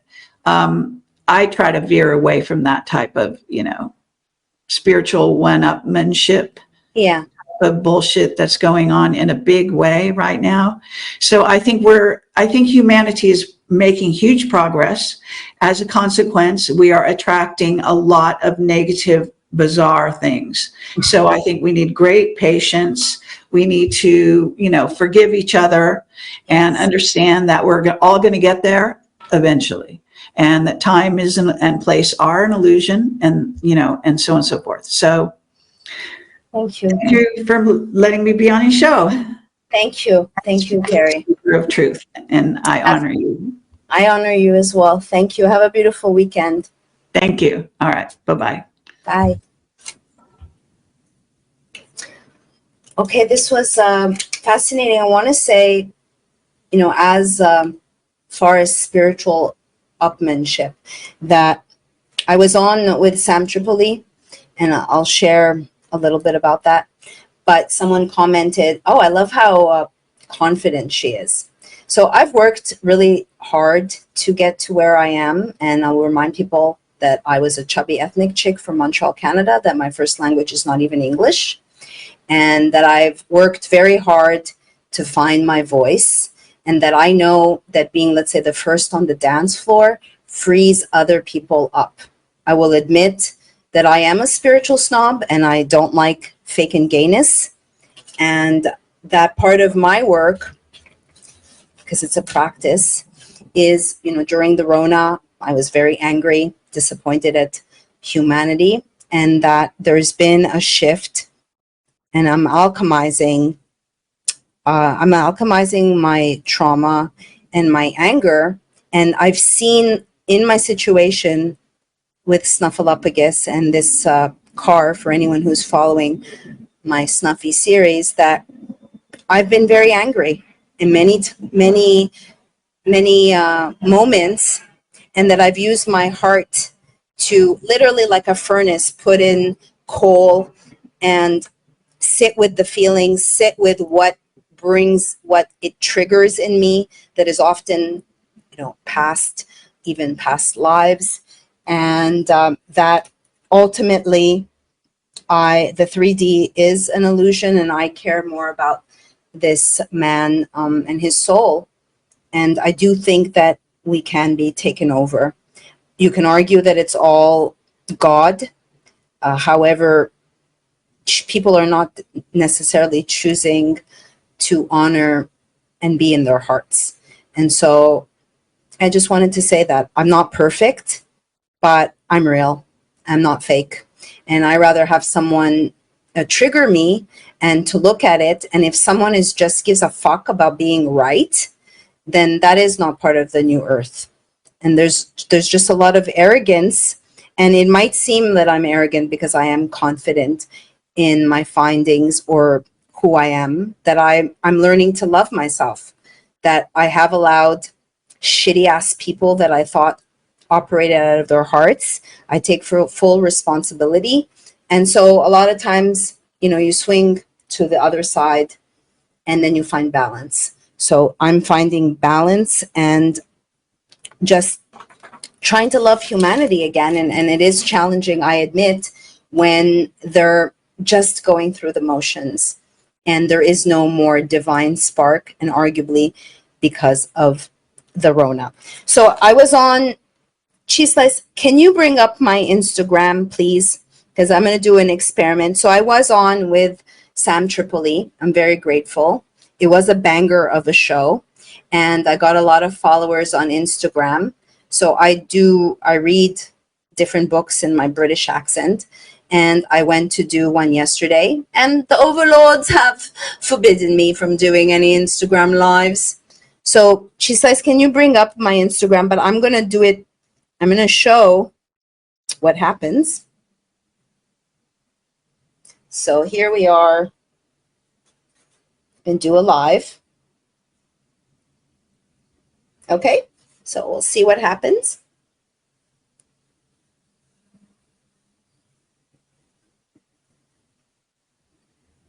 Let's see, maybe. Oh, look, it's all black. Isn't that fun? Isn't it fun to just be all fucking black? They did this to me once before when I accidentally went viral with 5.6 million views. So this is my Instagram live. And I wanted to show because Sam, I want to show the disparity. I usually get like, all I do is dance now because I'm not really allowed to do anything else. If you bring it up, Cheese Slice. So I want to show the post that I reposted from Sam, the disparity in the numbers. Go down. Yeah, so I wrote, no, go up, just to the first, after the George Floyd. No, the first row after the George Floyd images. Yeah, yes. Okay, so yeah, no access to IG Live due to my appearance on Sam Tripoli. Fuck you, techno-fascists. All right, and then the next one. Oh, can you see the count? You can't see the count. So this has 11,000 views, and compared to 12,000, we're at almost 13.1 compared to 848. So the disparity between getting access. So Sam believes he's censored, but compared to me, you know, I'd love to get that access. And then I wanted to say, for people who have purchased my book on my website, as opposed to, oh yeah, I got a medal. I went to, I believe I manifested this event. It's in Jupiter, and they gave me a medal. They've been doing it for 2 years, and it's so much fun right on the beach. So I'll be going there tomorrow. But I had a few people write to me and say, like, there was a man, I was on with Steve of AM Wake Up, and he tried to buy my book. Someone tried to use Wisely or Wise, and they couldn't. Someone said, hi, Maryam, my bank shut down the transaction. It was flagged as possible fraudulent usage. It did the same thing with Whitney Webb. I ordered your book on Amazon. So they're constantly messing with me. And it is frustrating because I need money to live, even though I don't follow the dollar. So I wanted to share that with you. You can go to, I was on with Ann Vandersteel this morning. I was grateful. I'm grateful for anyone that will have me on to speak about George Floyd, and more so what the reality or the truth was about all of that. And I want to say, you know, people are approaching me that want to get into soul, or, you know, I had someone call me yesterday because I gave my number. I'll give it again because I'm a real person. 323-640-9710 if you've tried to buy something and you can't, or you want to do a consult with me. But she said, so how do you develop a relationship with your higher self? And I'm a big fan of journaling. And so why would you journal? One, they've taken cursive out of schools. There's a reason. You do, even men, women, there's an importance to journal in that you can go back and you can get a phrase. Like, I write down my dreams in the morning. A lot of times, I'm still asleep. They don't necessarily make sense, but you can find kernels of little nuggets to lead you to remember. So not to use any names or not to judge, but let's say we're all dealing with core wounds, and it's just this life. It's a story. So let's say this woman shared with me that she wasn't wanted. However, she was adopted on Christmas Eve. So it's a lot of perception, right? Yes, her natural parents, you could say, didn't want her, but she was someone's gift on New Year's Eve. Now, having that core wound, which I share, given my dad tried to abort me, and I don't take it personally. However, it can stay in your being, and to be aware and to clear it so it doesn't dictate your life, because the idea is to transgress past a victimness. Now, when you're censored and you are victimized, it's not what happens to you, what you do with what happens to you. And to also keep in mind that it's all a loosh fest. They just want your energy. I so wish I got in that memo earlier, because my work now for myself is to stay in my center and to not be looshed or impacted. So, of course, I went to do an Instagram live, and it's just a black screen. Of course, I'm fucking pissed off. However, I'm not going to let it dictate. Now, it's not to say to deny your feelings, but you can express them. You don't have to retaliate. You can just watch them from soul stance. You could just watch yourself as a character and not overly identify. Now, and to look at why is it that you've done the things that you do. I personally believe that it's about purification. Now, I'm an extreme. I'm a self-admitted food Nazi. And why do all my friends, former friends in Montreal, Canada, why are they all overweight, gray, and not living their best life? Because it's a program, and we're being poisoned. So one woman that I know since kindergarten, most of them are vaccinated, and said that I'm defying time. No, I believe I'm defying the poisons. I'm staying in the way. And I think if you've done years of drugs, if you've done crappy food, don't underestimate the liver. When I first started doing my coffee enemas, I noticed first couple of times that as I was falling asleep, these super random memories came up that seemed nonsensical. And it's almost like, because the liver stores, as they say, stores anger, who knows what I was releasing. So personally, I believe it's about emptying out and not allowing, your core wounds to really love yourself. And I thought I loved myself, but I didn't love myself enough, and didn't have boundaries. Have been a martyr and have self-sacrificed. And now I don't feel like self-sacrificing myself anymore. And I rather be by myself than just have non-deep interactions with people.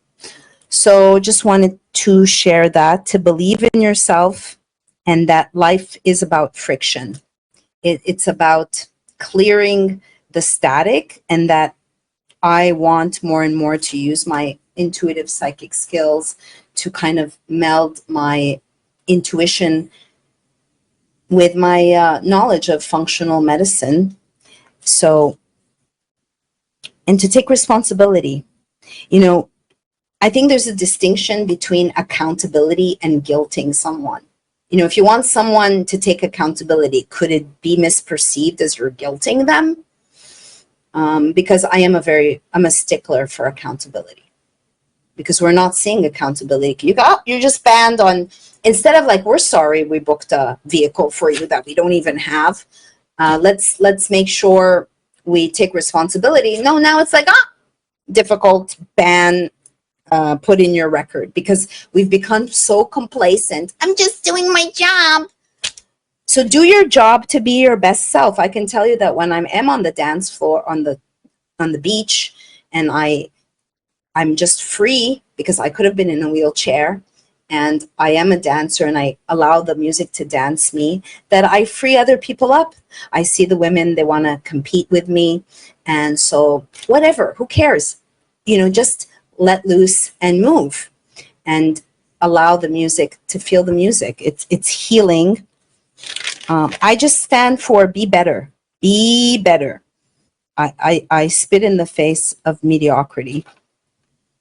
Okay, so I wanted to just share my Substack, please, Cheese Slice, and you know, any thank you for even like $5, $10, all of this. It's been 2 years we've been doing shows. None of it is monetized. It's not the reason why I do it, for money, money, money. But you know, Cheese Slice, if you could say a couple of words about what you've witnessed in regards to the fuckery. Anything you want to say, because Cheese Slice is also doing this for free, and it comes from my heart to have these conversations and to provoke thought. And thanks, Jimmy. Yeah, it's always something. The Instagram thing doesn't even make sense to me. Like, it's just because you went on somebody else's show, you're being blacked out. Because I had all these people follow me. God forbid I influence someone. I'm being punished for the truth in my George Floyd book. Yeah, it's just there's always something, and it's like you're really suppressed. It's just insane. And it's my profession. So please do not be abundant. Give back. If you watch this show and you appreciate a real, non-fake and gay human being, and my golden heart, we're going to need wise women, golden hearts. And I stand for tapping into our innate divinity and being better. Being better, forgiveness. I've been doing a lot of forgiveness work. And, you know, I vacillate with, I'm not a vindictive American woman. Sorry if I've insulted Americans, but as we're just a warmer culture. I mean, it's very cold, and it's become colder post-vaccine. So I choose to not devolve and to operate in my higher chakras and have dignity. And so if you want to work with me, you know, you can. I'm not about the money, but don't say, you know, everybody is like, I used to always buy people's books as this is something you could put in your library, and you will learn for sure. So you can use GF Book for 15% off, because it is $66.66. Hopefully you can figure out why and then I would like for everyone to even just share my Substack. Just share it. They're ripping people from even my Substack. So can we bring up my Substack? Because a lot of it is free. Today I did a piece on brain tap that I've been using to heal my subconscious mind. Do you have my Substack, Cheese Slice? No, 1 minute. Okay. Yeah, I've reached out to, quite frankly. Again, these people all know me. They know who I am. Maybe people are sick of George Floyd, but this is not about George Floyd. So if you want to reach out to him, Max, yeah, why is he allowed? Okay, so I wrote about, I'm on part 28, breaking out of the matrix.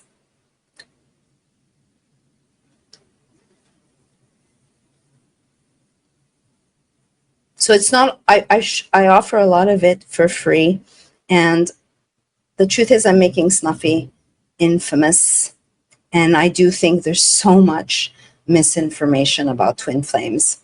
And I'm very clinical in my research, and I could put myself aside to look at the truth because it's quite out there. But I do believe we were divine masculine and divine feminine. And divine feminine, again, these are energies. They're energies within you. We need all the divine masculines possible.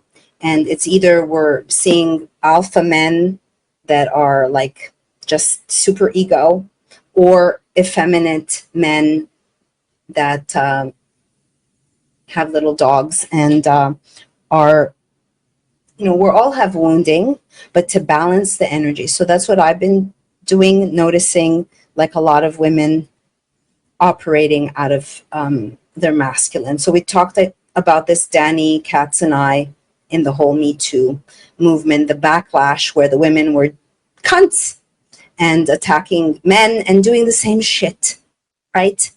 That's the thing. You retaliate against something, but you don't realize that you become it as well.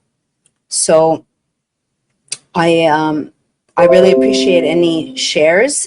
It takes a moment. It's free to share, to like, and to know that you make a difference, because in her 6-week lifespan, a honeybee will only produce 1/4 of a teaspoon of honey. So next time you look at an entire jar of honey, you realize that every single drop counts and that you do make a difference. My customers and people who I speak to on a regular, they're keeping me alive.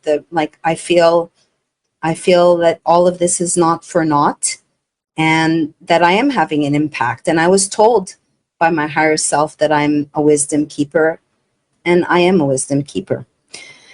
So I think that's it. MaryamHenein.substack.com. You can get the book on Maryam Henein. You can book just 15 minutes. I haven't devised a soul purpose kind of formulaire. I have to add that because I'm also trying to, I need to create the Audible book. So I'm looking at, I'm not going to read the last 500 pages. So I'm looking to work with a sound engineer so that I can get it out there. And this is the book that I'm reading, one of the many books I'm reading, The Age of Spiritual Machines by Ray Kurzweil. This book came out in 1999 and in Capricorn fashion, but definitely has talked about the graphene, the new mortality. This is what they're aiming for, and Westworld is very realistic. So I started watching season 3, and they reference the AI a lot. It came out, I believe, in 2021. You're more banned than me? Yeah, well, John B. Wells won't even have me on. I'm so truthful in regards to what's happening with Derek. And it's really not a competition. I'm a woman. I'm a single woman. I'm not a feminist. And I've been working since the age of 13. I'm a hard worker, clearly very intelligent, and have to recreate myself because I'm not able to be a journalist anymore. What is your book about, Max? If you'd want to reach out to me and maybe be on my show, Maryam@honeycolony.com. I don't know if you're more banned than me. I mean, my entire website went down yesterday. Oh, I didn't tell you that, Cheese Slice. It got hit with like bots. So it was down for 5 hours, honeycolony.com. If we could bring up honeycolony.com. This is my silver Excelsior, 4,000 ppm. This is so good that government came after us. You can use silver 25 to get 25% off. I use everything that I sell. This is my humic fulvic acid minerals that I spray on myself during the day because it's hot. So we could just pull up Honey Colony. Yep, guiding you to a healthier life, because we all know now conservatives are all in the health movement. Where were they? And I'm about to get my ozone cream, my Nourish, which is one of my best-selling products. It's arriving next week. I had a vendor of 14 years just fuck me off after I told him about Derek. You know, all you Christians out there, all you Christians that don't have the balls to have the hard conversations, just know, you know, you don't think there's any judgment, but there is. There is. All you fake spiritual people, like I have a vendor who told me that people will respect me again when I make money. Wow. Really? You don't take any of this shit with you when you die. Wow. That says so much. I'm a fake spiritual person. I'm going to drive my Tesla, say bye to my maid, and go to a cacao ceremony. I barf at you. That's what I do. I barf at your fakeness. There's a lot of spiritual bypassing. It's not all unicorns and rainbows. Life is messy, and it's about having self-awareness. And yeah, I'm not nice all the time, but I know when I'm not being nice. And I know that I have a very soft, golden heart that has been hardened. So it's all about alchemy and taking accountability for yourself. Thank you, Cheese Slice. I'm very grateful for Cheese Slice. And so for those people, even $5, it helps. Thank you. And I'm not the only one. They're fucking with a lot of people out there. A lot of people that I speak to that are, I believe they know everybody who's not vaccinated. And there's something called soul lineage. So do you really know? It's like there's the veil of amnesia, and being on a last life incarnation is not easy. I believe choosing the pious path. You know, people who, let's just think about it. If there's a spiritual person and it's like, I'll show you how to make millions of dollars. It's like we're still bowing to the 3D matrix. Yes, we can all use money, but what do you do with that money? And do you know what seva is? To be in service, to give back. So I personally have never been driven by money. I made a whopping $14,000 with 2 degrees, 137 IQ. And it's what it is. It's what it is. I know I don't need to prove anything. I had $1 million company, and I'm still looking to manifest a partner to be able to run the store so that I can do my magic and create my content. So I come from a place of gratitude. And thank you for watching. Thank you for choosing your time. Thank you, Cheese Slice. And where's my silver coins? I think they're in your shed, Jimmy. Jimmy gave me some silver coins, but you know, it's been a whirlwind. I've moved 8 times in the past 5 years. Many can relate, bopping around trying to find your home. So getting your house in order is not just only your physical home. I don't know, we can dig for it whenever I do manifest and see you. I think it's in one of the suitcases, to be honest. Yeah, please, Maryam, Maryam @honeycolony.com. I have to say, Max, I like actual books because I highlight things and I like to hold them, and it's difficult to only read things online personally. Thank you, Linda.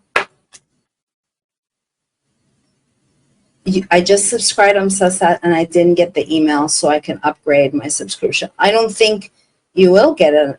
You can go, if you go down a post, it'll say subscribe. I cannot tell you how many messages, and then people get angry at me. I'm not Substack, and I can just show you, like, oh, all these people disconnected or unsubscribed. There's no humans, so I don't know who to reach out to. And I just will say, please don't give up, because that's what they bank on. How many sales I've lost because of fuckery. So that's why I'm giving my number, 323-640-9710. And I had a woman offer to take me to dance tomorrow, to watch me dance. So that was very sweet. I'm very touched. And I think people know that I'm real and they're grateful to talk to me. In some circles, I'm banished. In other circles, I get medals and people consider me a celebrity, whatever the fuck that means. Okay. All right. Blessings, everyone. Thank you, Cheese Slice. And yeah, thank you, Linda. Like I offer, you know, I am aware that it's an energetic exchange. That's why I really am looking forward to doing more and more consults and working with people one-on-one and focusing on solutions. Many years ago, my former business partner told me, kind of warned me, this was way before the Rona, but I guess I still had work to do in the matrix, which includes this book, which is How You Make the Sausage. Oh, you're Canadian. Yes, I'm from Montreal, although I have not been in Canada in a really long time. And I've been approached by, I do some, you know, I have different decks if someone wants to do something more for their soul. And I also do offer access to a mystic who I hope I'll have on my show, Yashpal, who makes amazing organic psilocybin chocolate mushrooms, because I do think sometimes you need a little bit of help to tap in and disconnect from your current reality. All right. Yeah. Let me know. Again, it's Maryam, Maryam at honeycolony.com. I have found that it's easier to do it on a computer, but I really don't know. I don't know if you're using an Apple phone or an Android. I don't know. Yeah, my mom lives in Elmer. My mom that I haven't seen in many years, who's vaccine injured and lives in a moldy house. And I've thought about when I'm going to see her again. I would take care of her if she came to stay with me, but all right. Thank you, everyone. Blessings to you. And I look forward, I do answer people, so I look forward to your inquiries. Thanks, Cheese Slice. Have a blessed weekend. Oh, yeah, I want to say, I had a little meltdown 2 weeks ago on thelens.com and then ended up just getting banned. But then I found a company in America. It's so refreshing to speak to real human beings that are not bots, that know proper English, and that can help you. So I finally got the lenses. I was quite in a kerfuffle last time, which is a perfect example of like how they loosed me and how I allowed to use my cool. And maybe now you have had a, you've called customer service and you've spoken to the helium chicks. It's like, let me go suck on some helium. Hi, can I help you? All right, Cheese Slice, take us out. Yeah, I would try on your computer, Linda. And Max, I'll respond to you when you email me. Blessings, everyone. Bye. Something has prompted you to embark on a journey toward a healthier you. Perhaps it was a health scare, or the chemicals you want to avoid in conventional foods. Or maybe you simply want more energy. But with so many different types of diets, lifestyle disciplines, pricey supplements that claim they antioxidize your life, and vendors that are more interested in their bottom line, who can you really trust? Honey Colony brings people together who want to optimize their health through trustworthy information and top-notch products. We bring together quality vendors, renowned nutritional experts, and health-conscious people. Learn, share, and shop health.